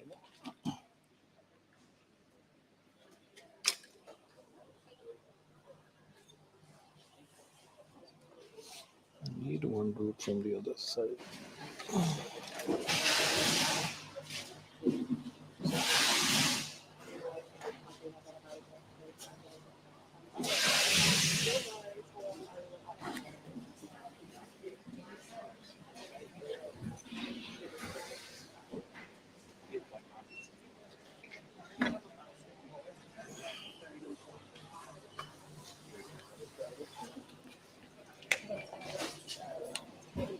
Yep.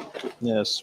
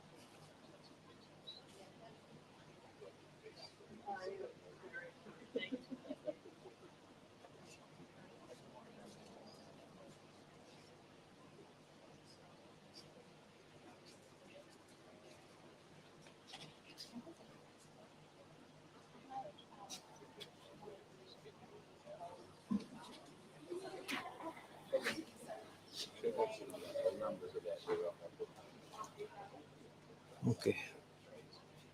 I think it's pretty good. You can understand where plant's gonna go. You can imagine.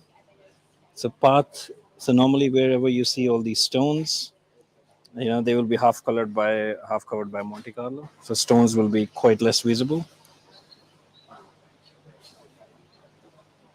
Okay, we're pretty happy with where it is. A few more stones at the back, and then we are done.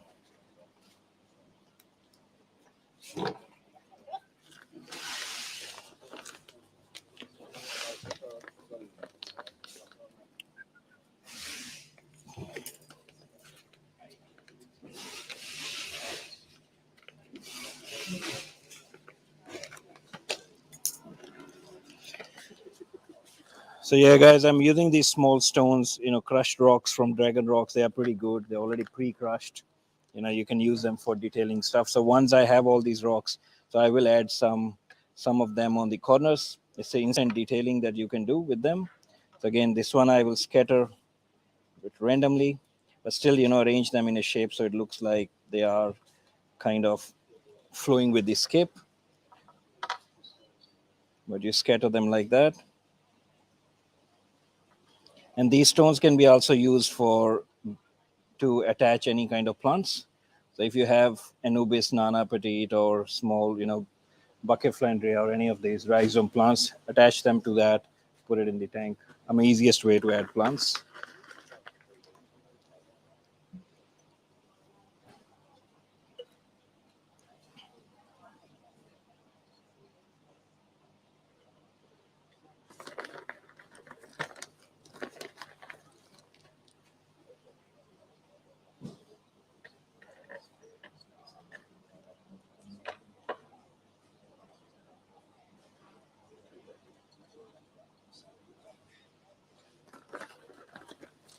And these are also pretty good to add to the path. So next to the path, if you want to give it a bit of a shape, you can add to the boundaries of the path.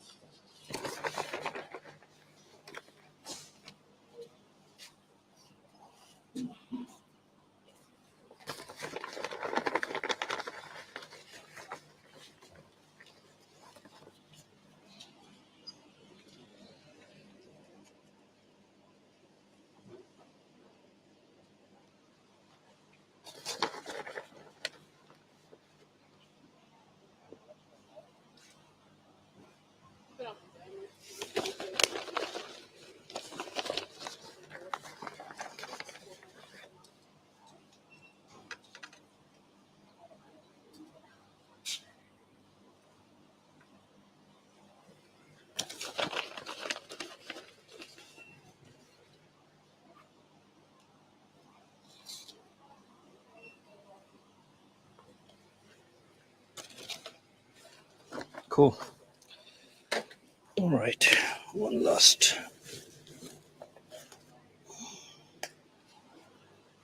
So one last part, I will add a little bit stone at the back, again for more stability. And it will look nice too.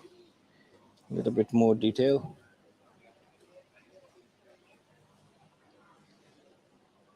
And that prevents it to be. Yeah, and I'm gonna glue it also. Okay. A bit more glue will help. What is that? Oh, from there, it's coming from top. Yeah, that's a very strong. I said, where the hell the light is coming up?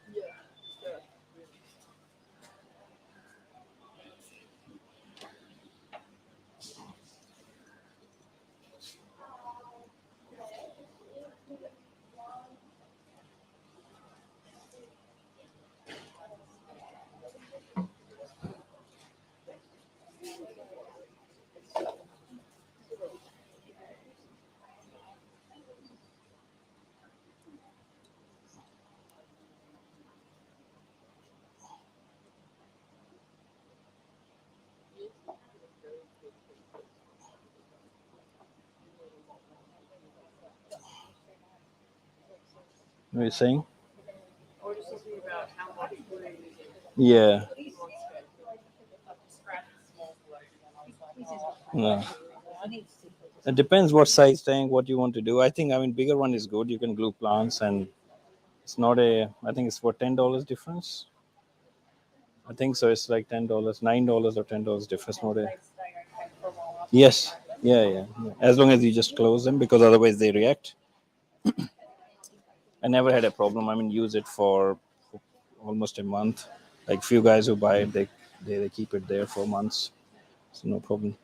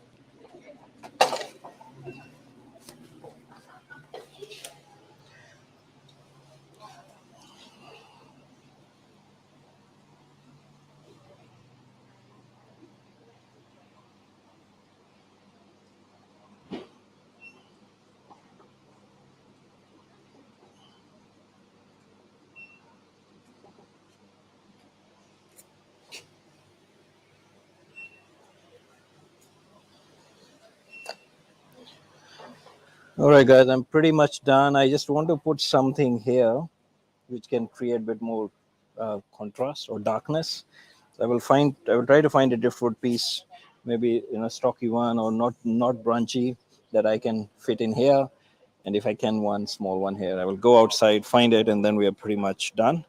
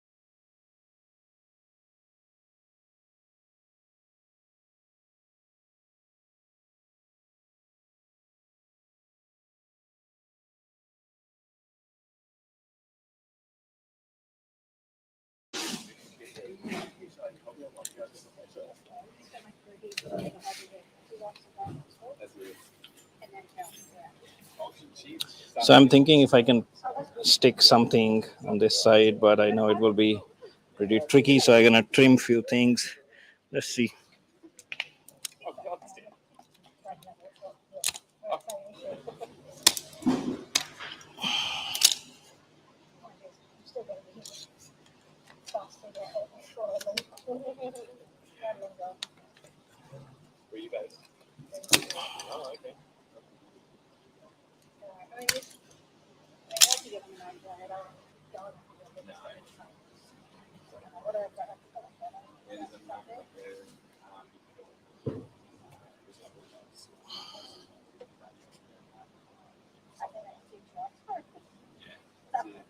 Easier.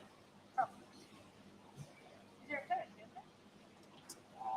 really. If you go Yeah, over the overpass, go it's better.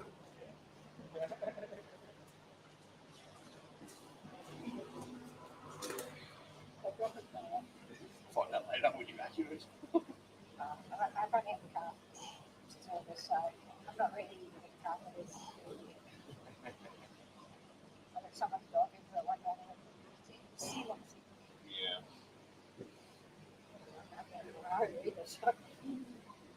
Come on, dog. Yes, you have to go to get it in this car.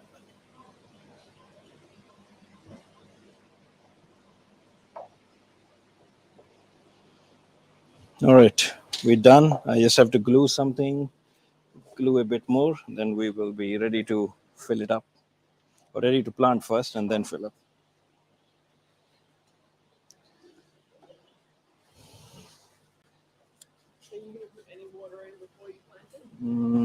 Yes, I will. For stem plants, I will put water first and then fill it up.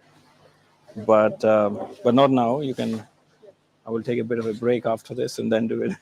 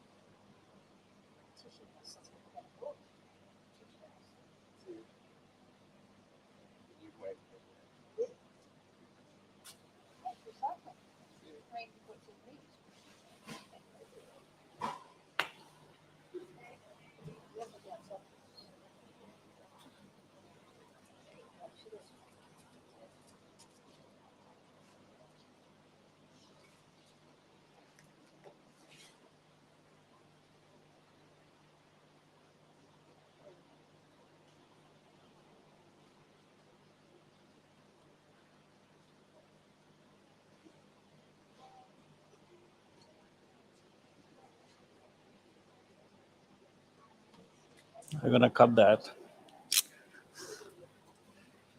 I'm gonna cut that here.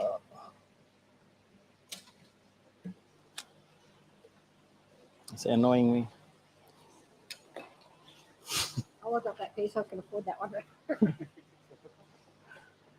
See, now you can see that this that definition came in, right? It's all going back all the way.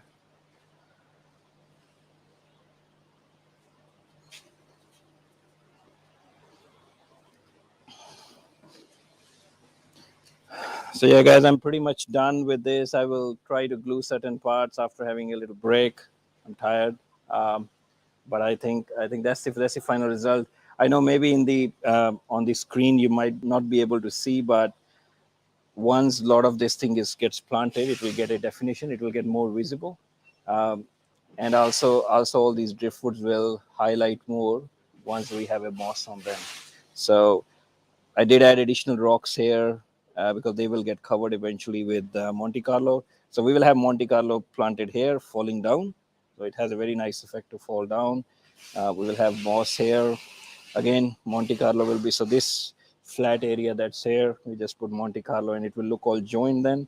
Again, Monte Carlo here. Branches will have all over weeping moss. Base will have mostly Monte Carlo. We will have some Japanese hair grass. So I have to glue this part. We'll have Japanese hair grass at the back. I had a plan to put Bolbotis, but it's not available. We might replace later, but for now we will put Rotala green. We can have some stem plants, Rotala green on left and right. So we have heaps of plants available from Pisces and from Eco Depot. They supplied the plants. So we'll show you what plant selection going to be happening. And we'll be back in 15-20 minutes and we will continue. So till then, we will have this live status keep going. So we will switch between different angles so you can see different angles, but we'll be back in, I will be back in 15 minutes and continue with this case. So yeah, but if you have any questions, guys, please do, put it on the live feed on YouTube and we will try to answer as soon as possible. Thank you.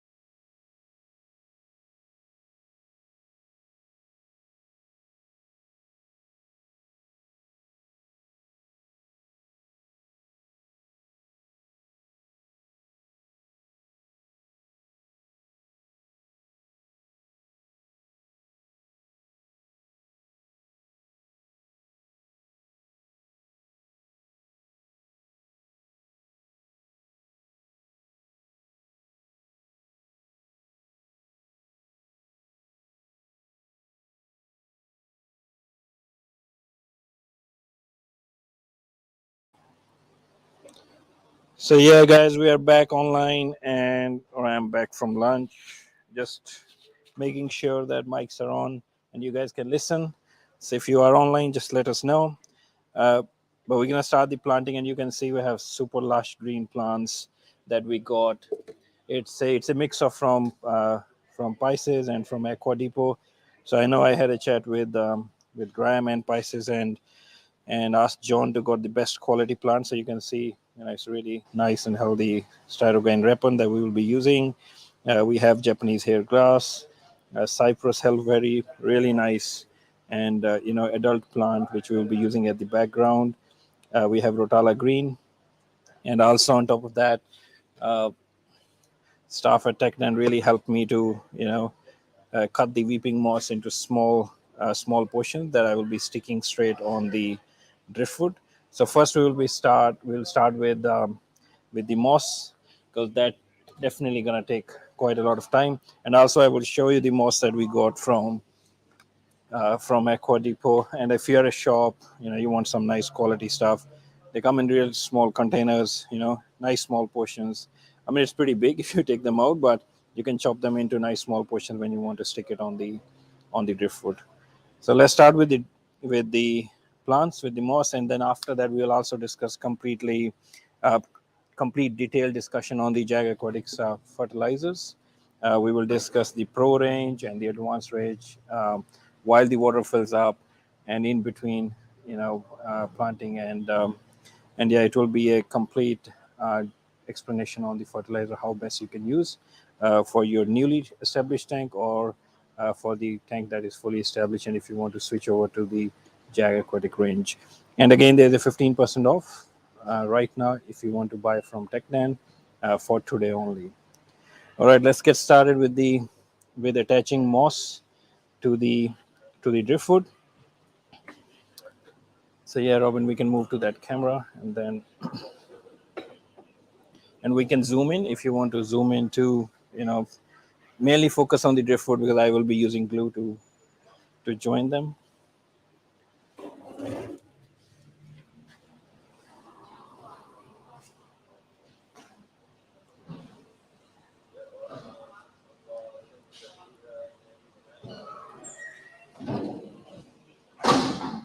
All good. So the way I have a weeping moss. The way I gonna glue is on the top of this branch. I will not glue in the front, because when you stick a moss on the top of the branch, this area will look black. It will look really nice. So I just want to show you the process that I use, and you guys can use the same process. Now again, this water level will be here. So basically, it's cutting off here. So these branches gonna come out. So I will not obviously put a moss on anything that's going out of the tank. It will get dry. So anything that's under the water, I will make sure that is fully covered with moss. And I will cover all the branches, and you will see the instant effect straight away. We will also keep the moss moist so that it doesn't dry out. Mosses are pretty good. They don't dry out easily, or they can survive. But so what I'm doing here is a little bit on the top like this. And then after that, you go and stick the moss. So again, you can scatter it, and it will stick really easily. So anything that's not sticking, you can obviously take it out. But the trick is that you add a little bit of glue, right? And then after that, scatter this on top of that, on top of the driftwood. So there you go.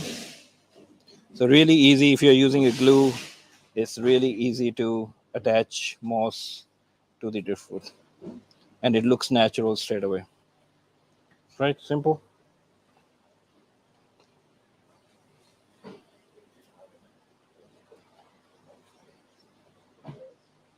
So I will do that everywhere.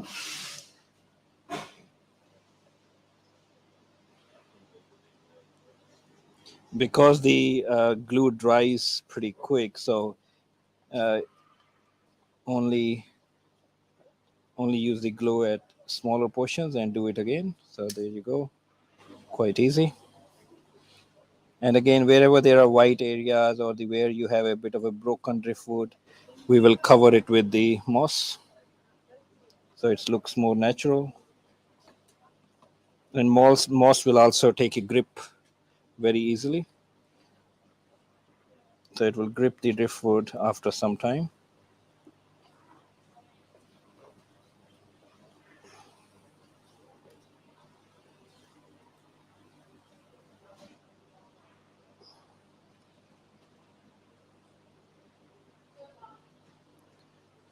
And same thing I will do on these smaller branches.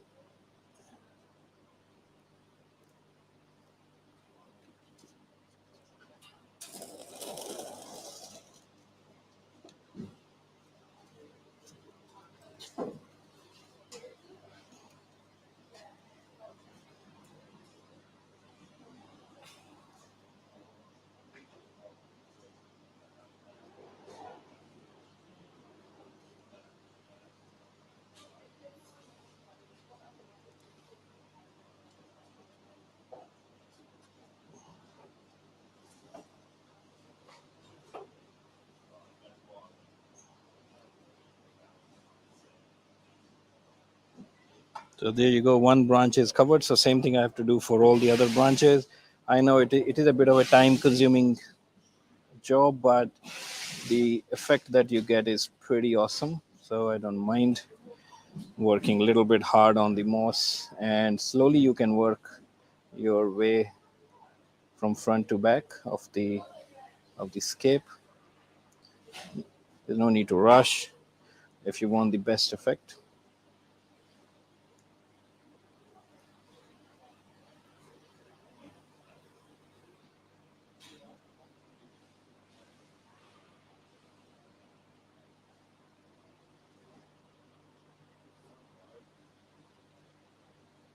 And once you've done it, you can always trim it. If you find it's there are some massive pieces, you can always trim that.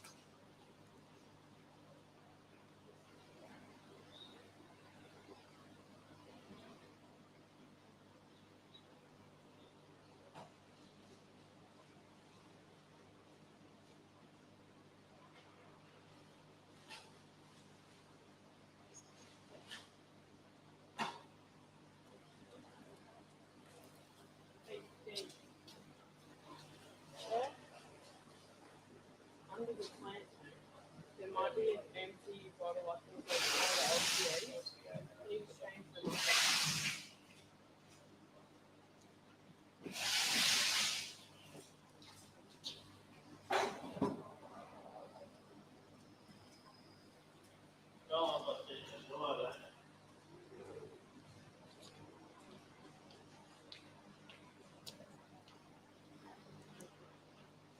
So again, I'm doing it pretty much everywhere on every branch that will be underwater.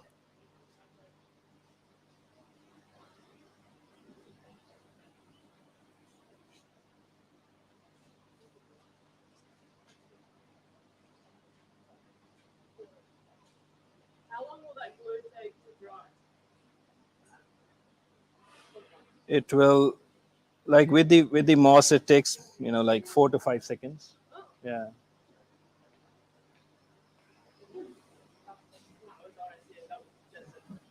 Sorry. No, that was a genuine question. Yeah. Oh, okay.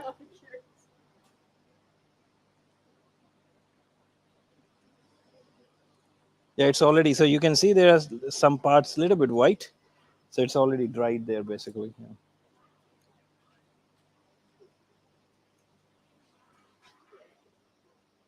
I mean, this is quite, putting a moss is quite time consuming, but it's the effect that you're gonna get is straight away nice.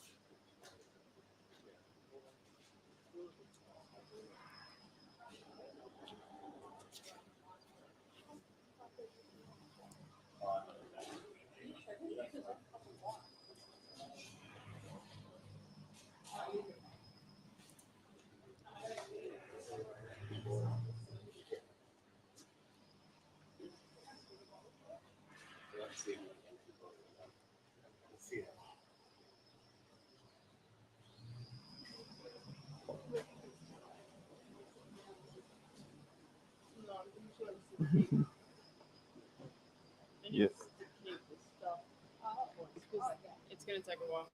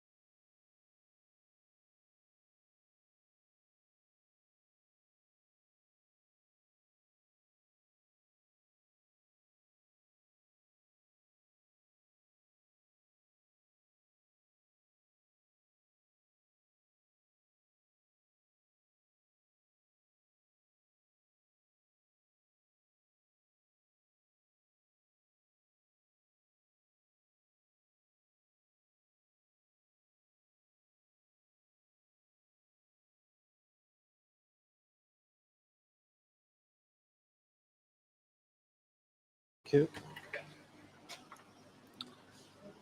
So yeah, guys, same thing I'm doing here on the big trunk area. I will be having moss, so moss can grow very nicely. Again, I'm trying not to put moss in the front. This all will become shaded, and it will really be a nice contrasting area and will look super good. So you will see once everything is planted, it will look natural straight away from the first fill.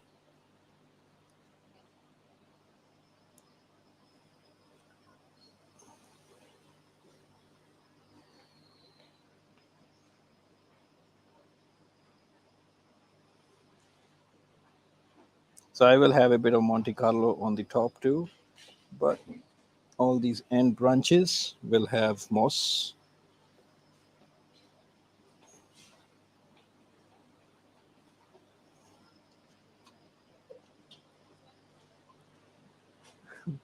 Yeah, that's good, man. Yeah, I like it. You took me seriously. I was looking for that, couldn't find it. Oh, okay, awesome.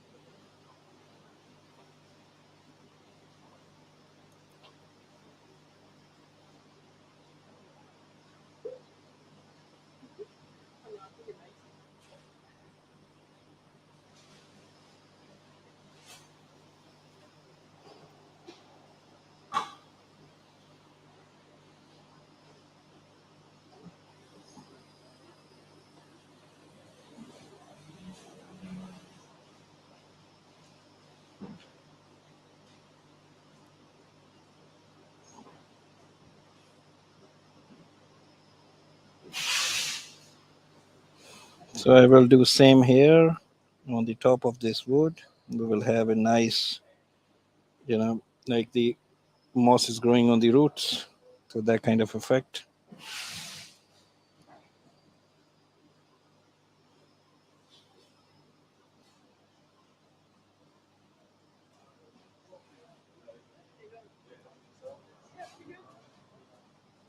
Is a job without.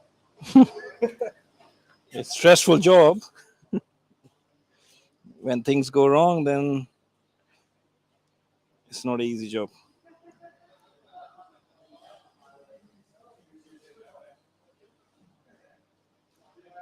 But that was good that we worked out in the morning, because I think every time when I do, I only on the one mic from the end. I never listen the echo, but today was different.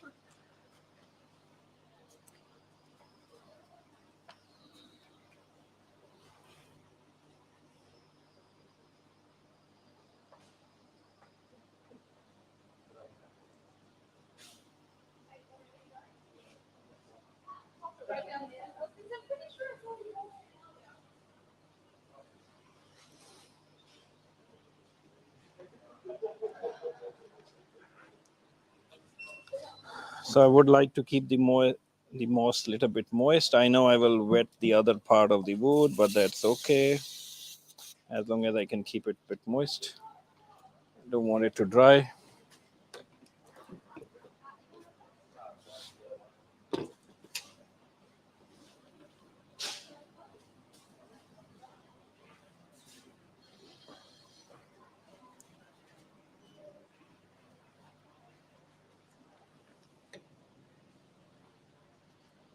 Robin, maybe we can, these containers, we can open that. I will just pick up all from here. You can just empty them here and maybe split them or cut them with scissors, whatever you can do.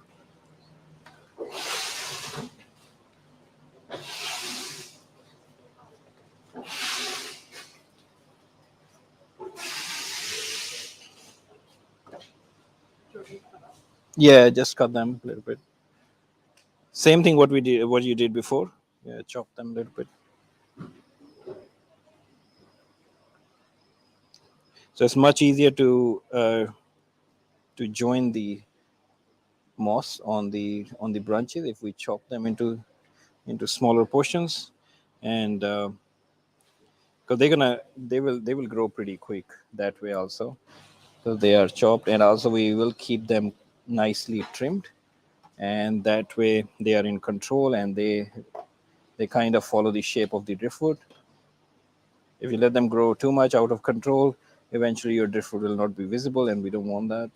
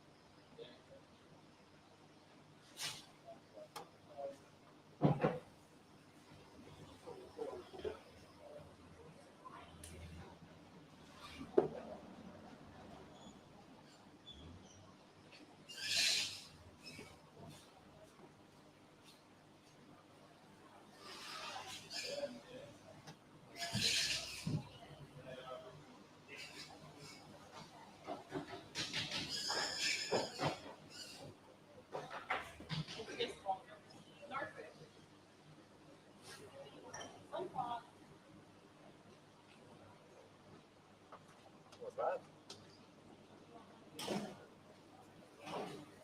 Pretty light shot.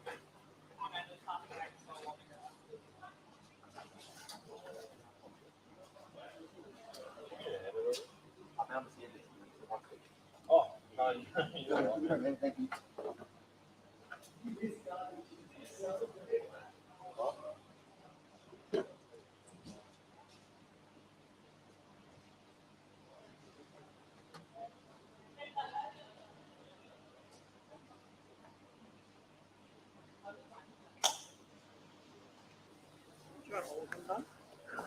Yeah, I think let me finish this. If I need it, then we might not need it. Thank you.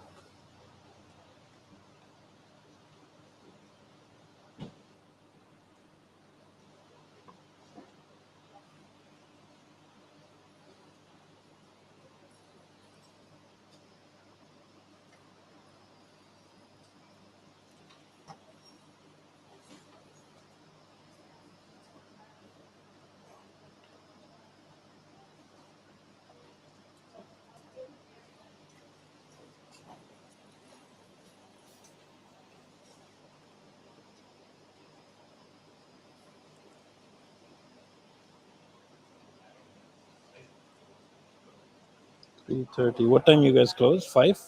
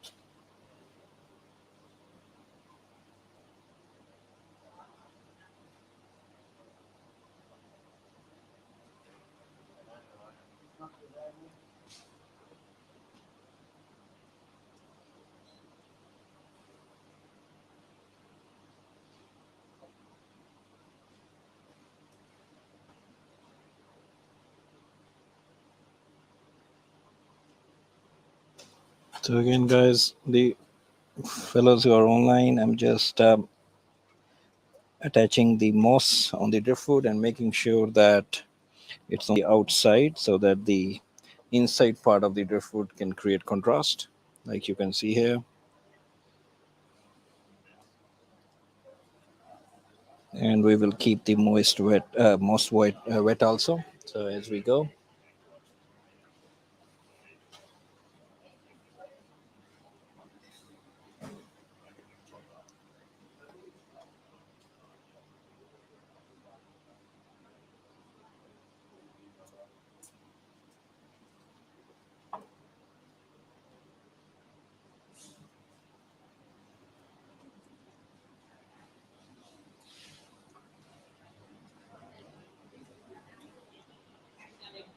Once moss is planted, Monte Carlo is in, we will fill the water, and then other stem plants will be plants after the water is filled.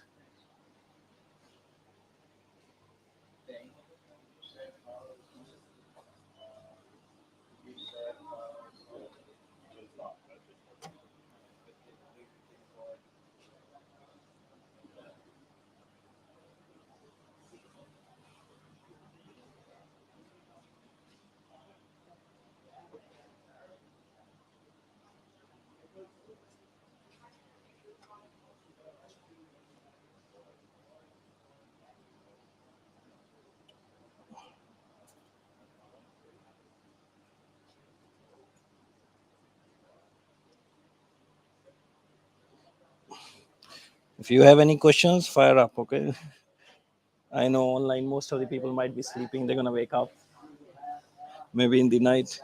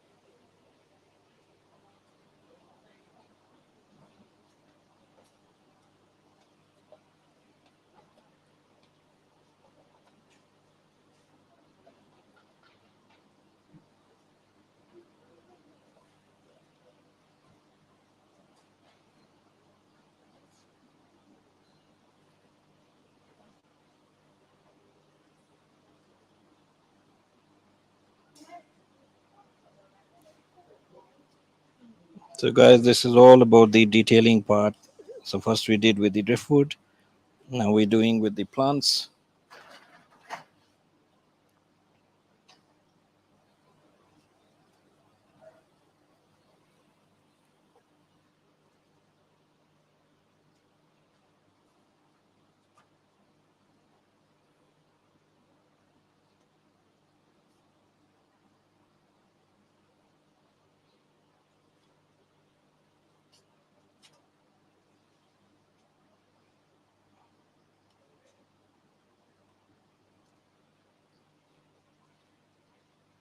I think this one, I'm not sure. This camera a bit blurry when coming on the side. I'll figure out why.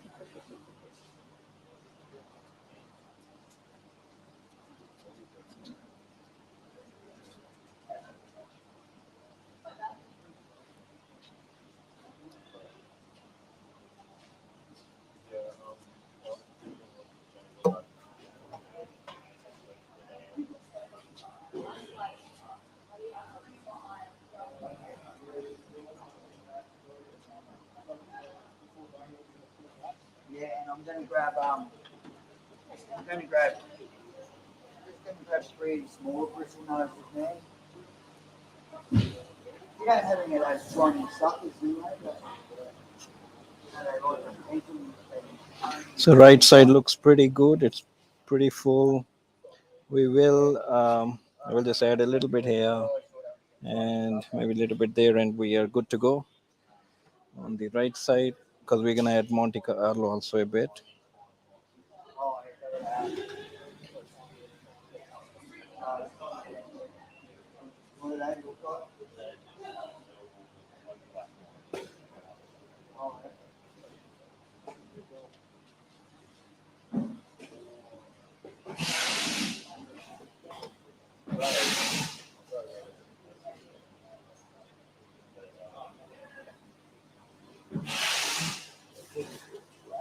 All right.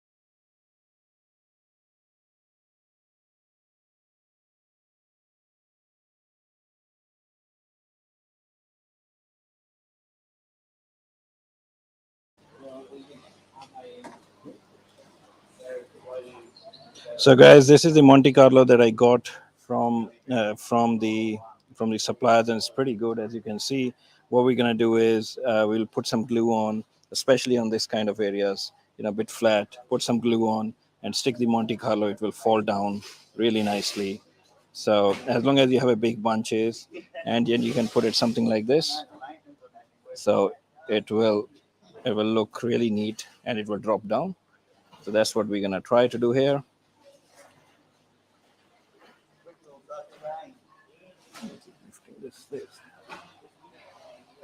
So this side that I had here is perfectly for this plant, and they can be grown, kind of without a media. But what will happen is we have rocks which will, around it. You can add a little bit of soil at the back, but they can grow without the full on media. They don't need that. It's funny, because overseas it gets so thick in the rooftway and they cost a fortune here.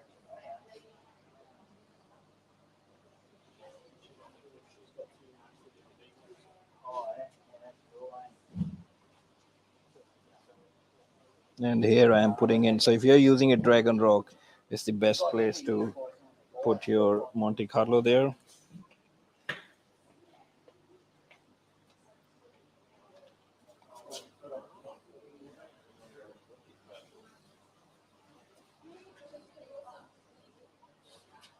And we need to make sure that this part of the driftwood is visible so it looks natural.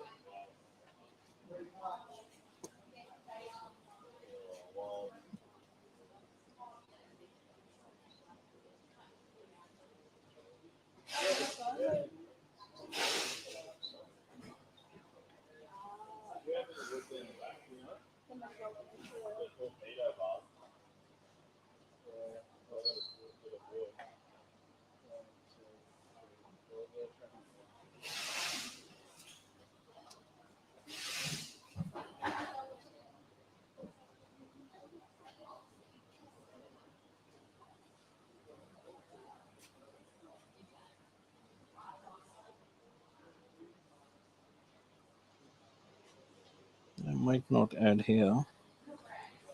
We'll add a moss here.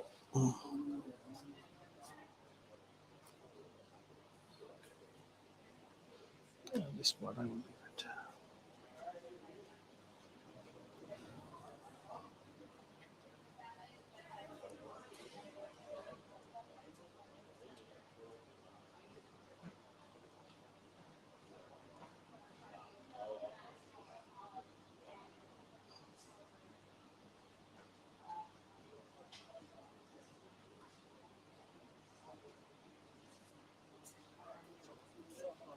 Some weed there.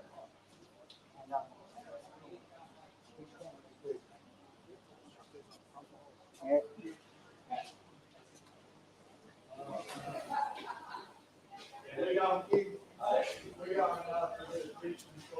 So Dean's once I plant it, I would like whoever staff is available, I would do a bit of a speech on the how to use fertilizers and why.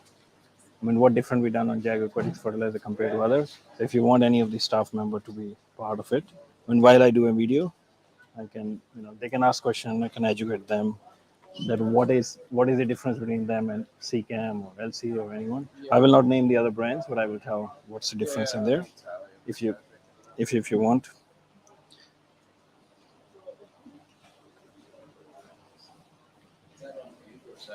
It is on the mute. That was one question I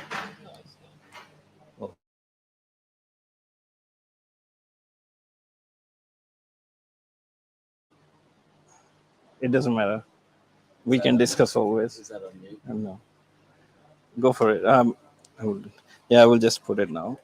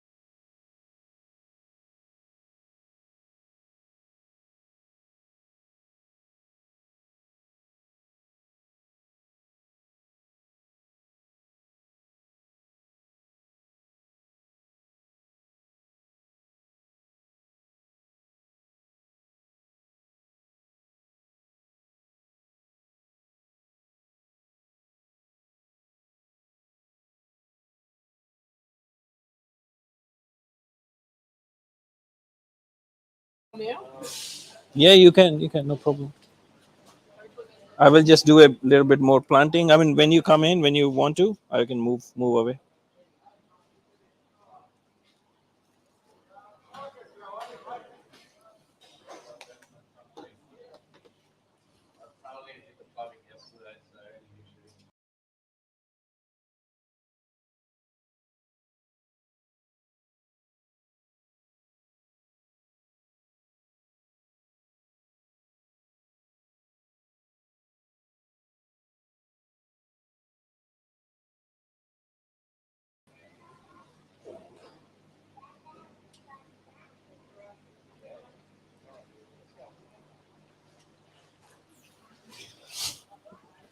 Yeah, good.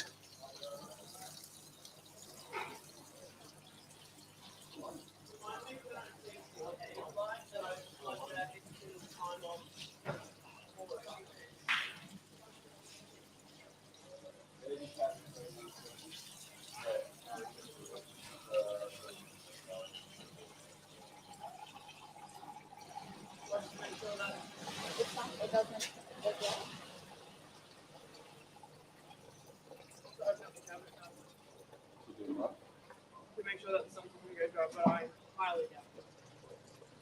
So even if we fill it more, will it stay till here or not? It will only. It's still filling so far. Okay. It hasn't actually finished. Okay. All right. Let it fill. Middle of the tank, just open the sump and have a look and see how low it is. Is that one in the very middle? Yeah.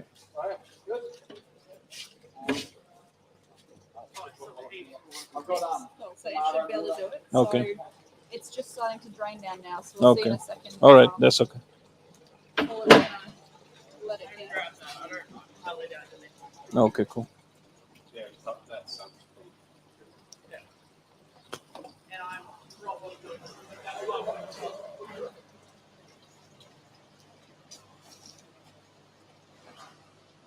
Looks like that's the water level we can stay at. No, that's good.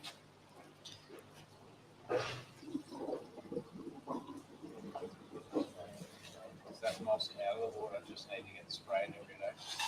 That's fine. We will get rid of that moss. Then, if it's gonna be dry, you can add some. I mean, instead of every day, you will. I mean, it will dry eventually. I know. Someone will miss it.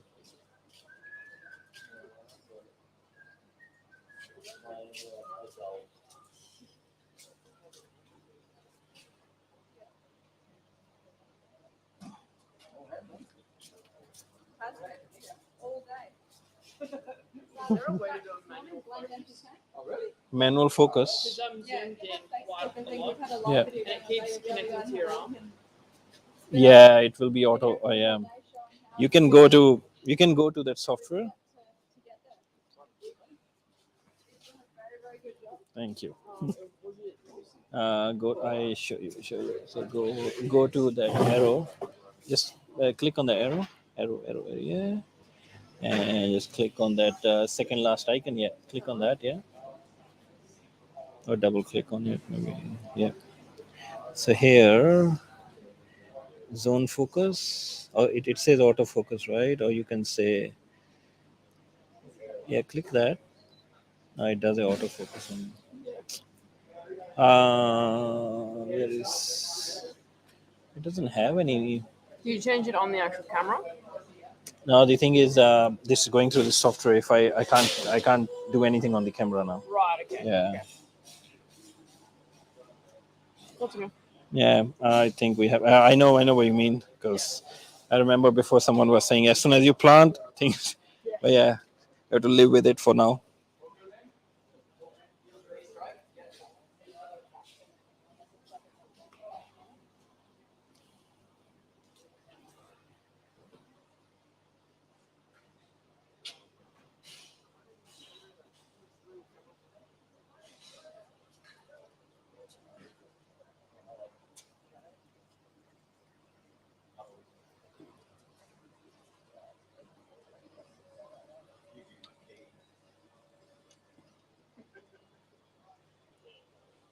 Do you notice these for the new spider strings that we got? Do we need a special adaptation to put them on there, or do they just go on?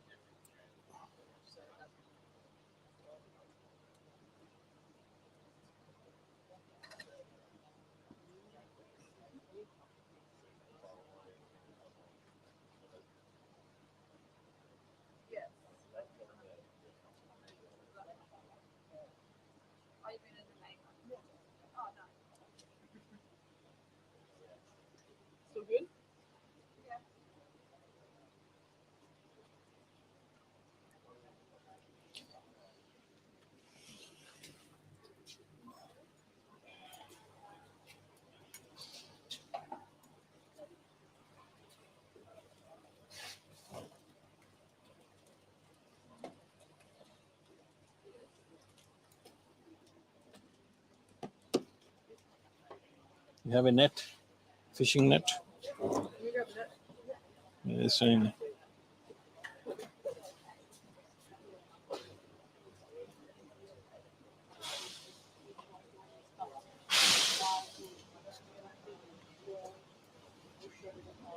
Yeah, thank you. Such a shame for these guys.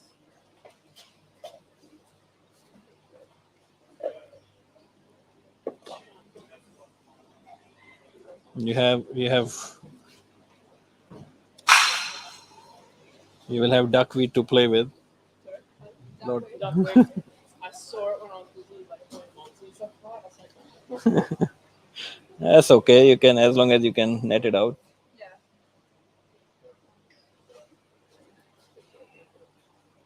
Oh, the water is coming out.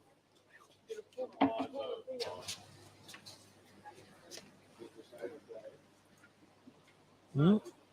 Not even a little. From where it's coming out? It's coming from underneath. Oh, from the other side. I think he's. Oh, from that. Okay.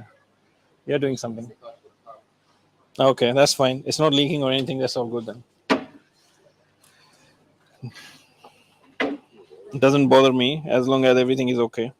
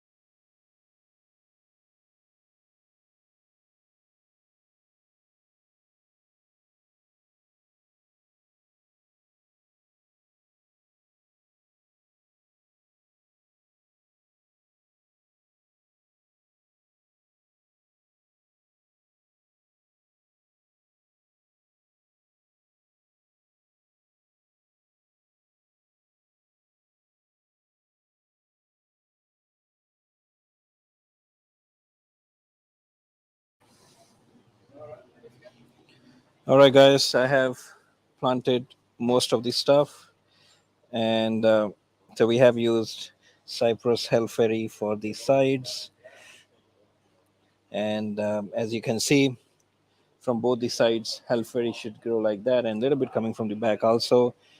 We have a Rotala Blood Red here, Monte Carlo all the way.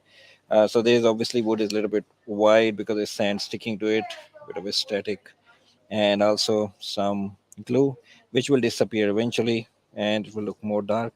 Moss is already there. We have switched on the filters. Water looks pretty clear straight away, but it will get a bit more clear as the filters kick in properly.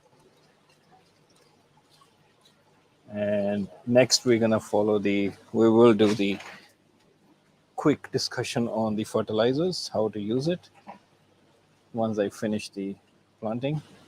So a few more plants to go.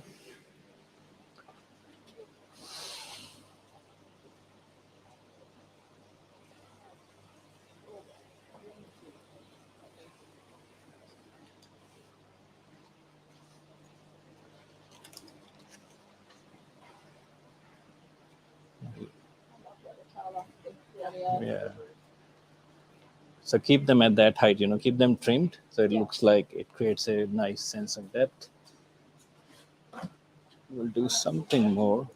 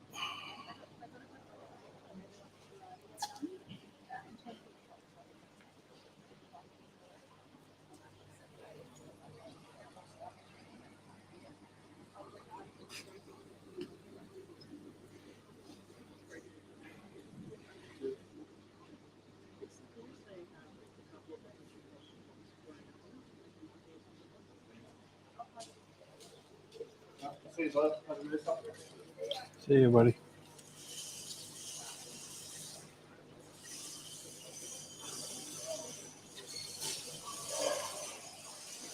What's the time?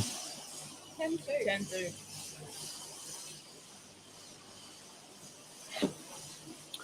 All right, almost on time. We'll just plant some more Monte Carlo and we're done.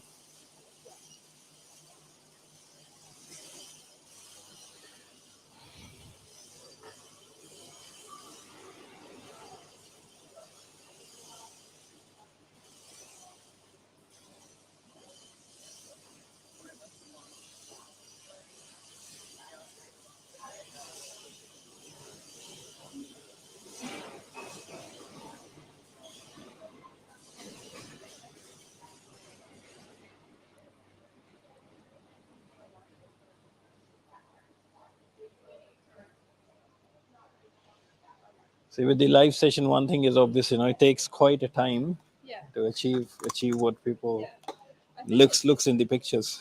It's good though to give people an idea of Yeah. an actual Yeah, reality check, I guess, Yeah. and realize how much time exactly. take, and, Yeah. it can be done at home. This is how you can do it. Yes. big day. Yeah. Or do it over multiple. Yes, yes, they can do it over multiple sessions, no problem. I think this is pretty much similar time. I remember when I did the Nature's one, they were 6 foot. We started almost 10 o'clock, finished 6 o'clock, but similar time frame. But this was a bit more detailed, Yeah. like even more detailed than that. So. Very keen to see the escape in salt water. With 4 foot. I showed you the salt water that I did scape 8 foot one 2 weeks ago. Yeah, if you look on my YouTube, I just posted a short video of that. Where it was a 8 by 2.5 by 2.5. What rock did you use for it? Marker rock. So I mean, I am making more money on saltwater scapes than on freshwater, but freshwater is my passion. So it just somehow people pay more for. I always find saltwater scape is easier than freshwater. Like to create a scene like this is much harder. I guess in saltwater you're using really just the rock. Do you take coral and sort of put it around as well? No, just rocks. I mean that mostly the hobbyists tell what are their requirements. They want SPS here, they want that here. So this, exactly, yeah. I guess it's half the work of this. You don't have to do all the planting and discuss that part. You just have to sort of Yes. create the But I know, I know even when my daughter sees the salt water, she see that colors, and I know a lot of people see that. But when I see salt water, I'm still not attached to salt water. Maybe it will happen one day. But if I talk to a salt water guy, that's enough. Freshwater is nothing. But I said once you understand nature and try to replicate, that's the hard part. So, I mean, both have their own attractions, I would say. I think it all comes back to, I mean, like everyone's got the things that they like. Yes, exactly. Some Yeah. people, it's like everything.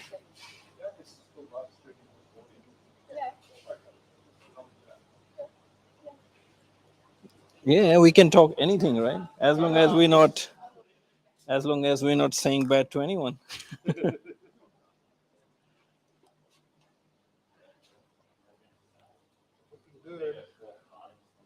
It's almost done, and we can do a fertilizer session.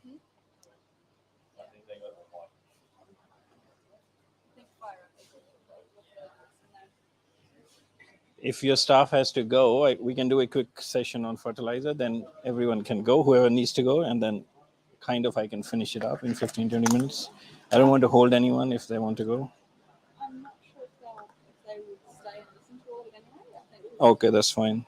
so we can do it and they can just. Okay, cool. We'll pass all the information. Okay, no, that's better. I think that's okay. Tends to be a lot easier. Yes, no, I agreed.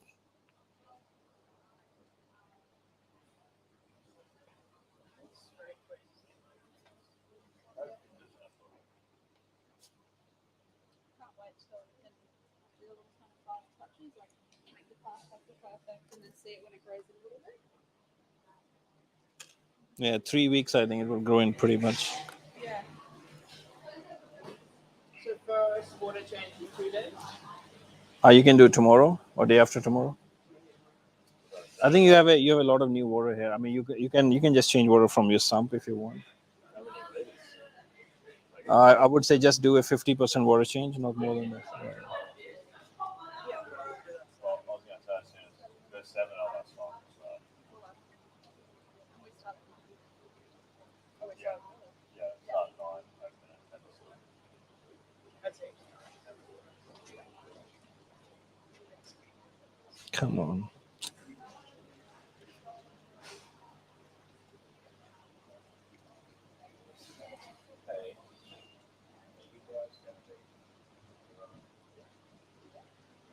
As long as I can. Yeah, I'll happily give you my key. I should have them by Saturday, but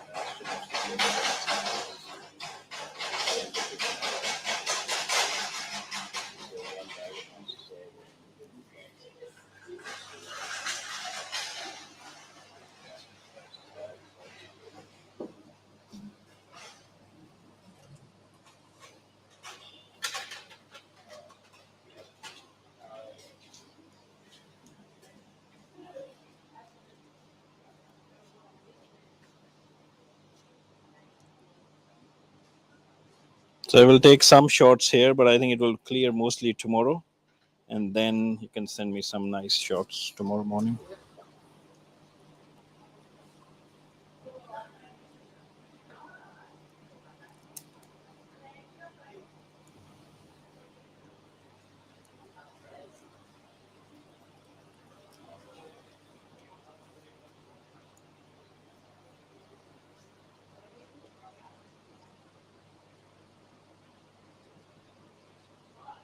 All right, done.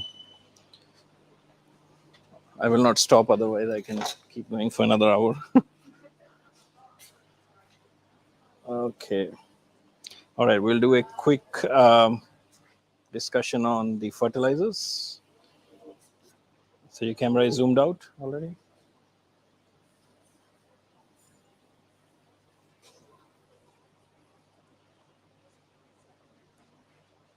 It's all okay?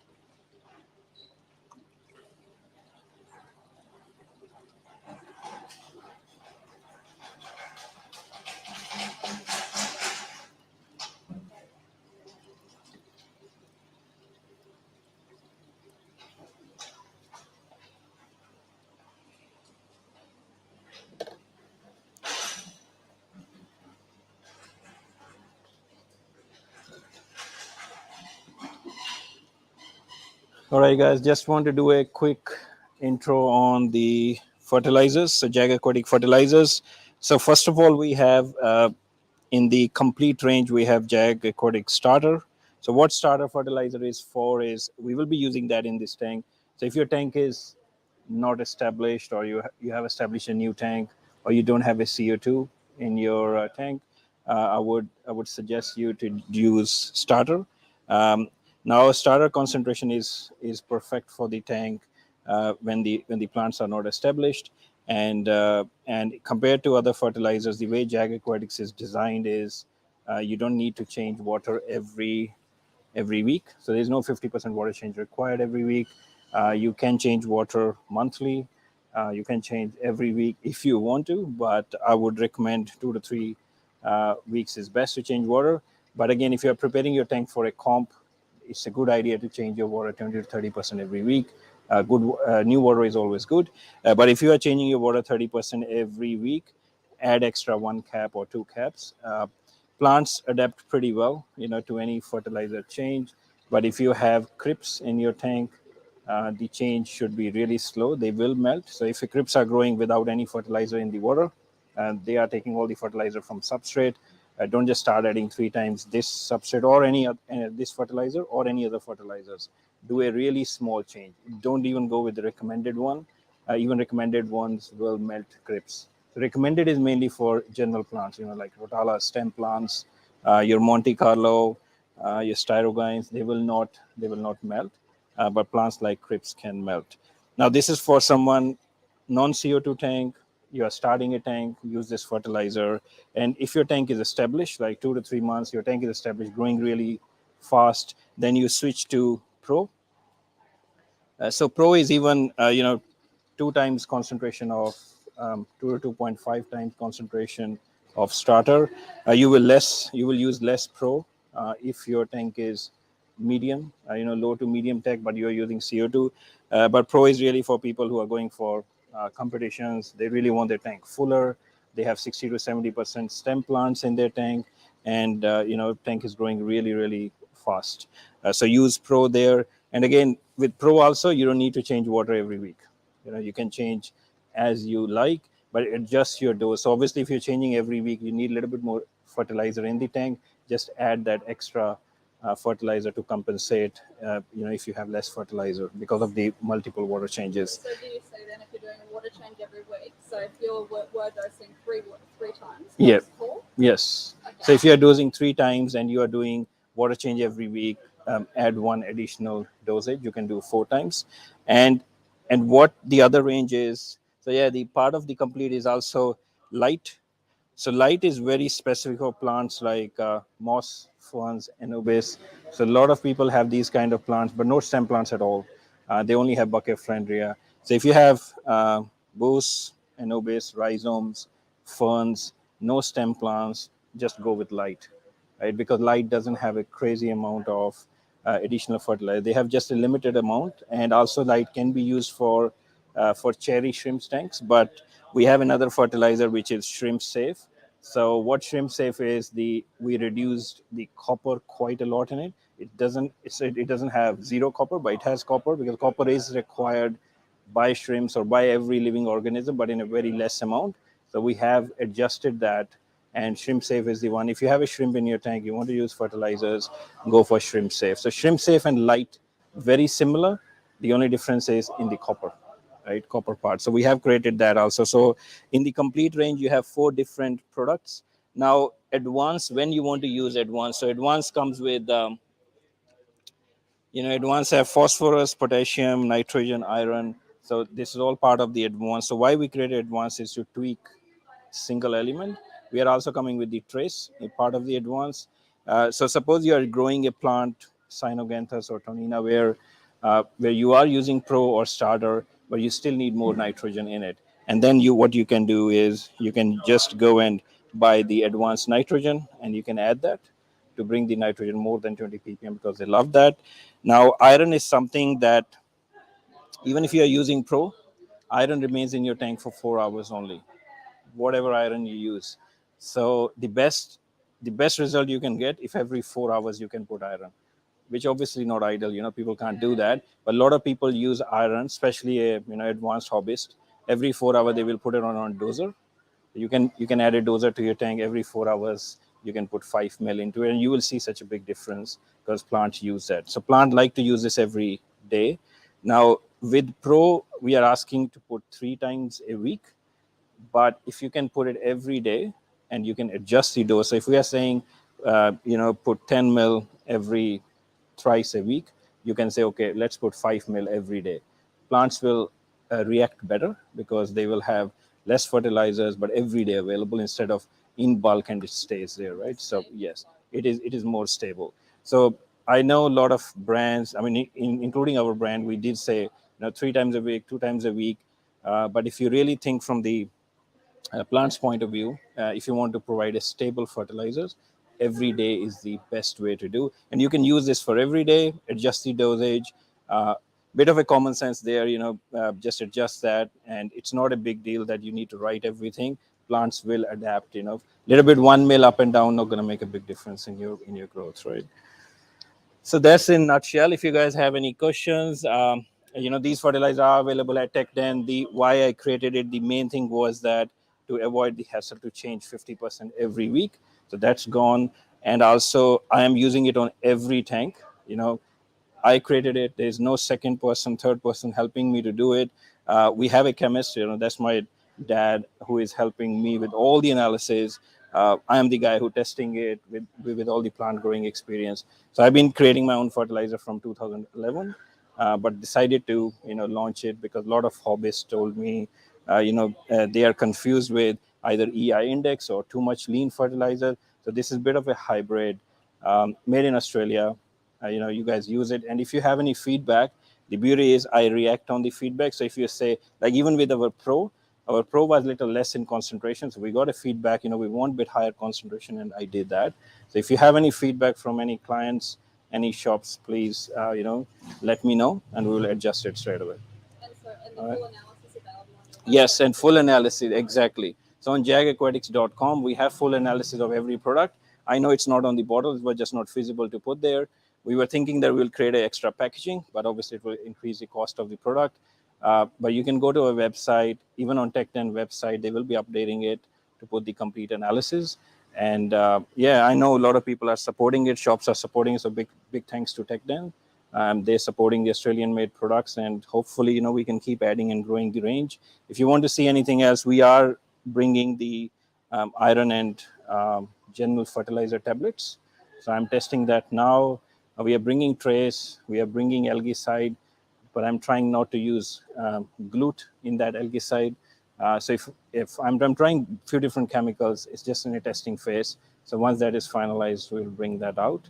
But yeah, if you guys have any comments, do mention to us or Tech Dan, post on the YouTube. We'll get back to you straight away. And I really hope that you guys enjoyed this. I really enjoyed it, and thanks to the Tech Dan team. Loved coming here to Brisbane, and I'm hoping that this tank will grow really nice. Tomorrow, hopefully, water will be more clear, and we can get some nice shots. And again, thanks to everyone. Thanks for watching, guys. Cheers. Thank you. Thank you.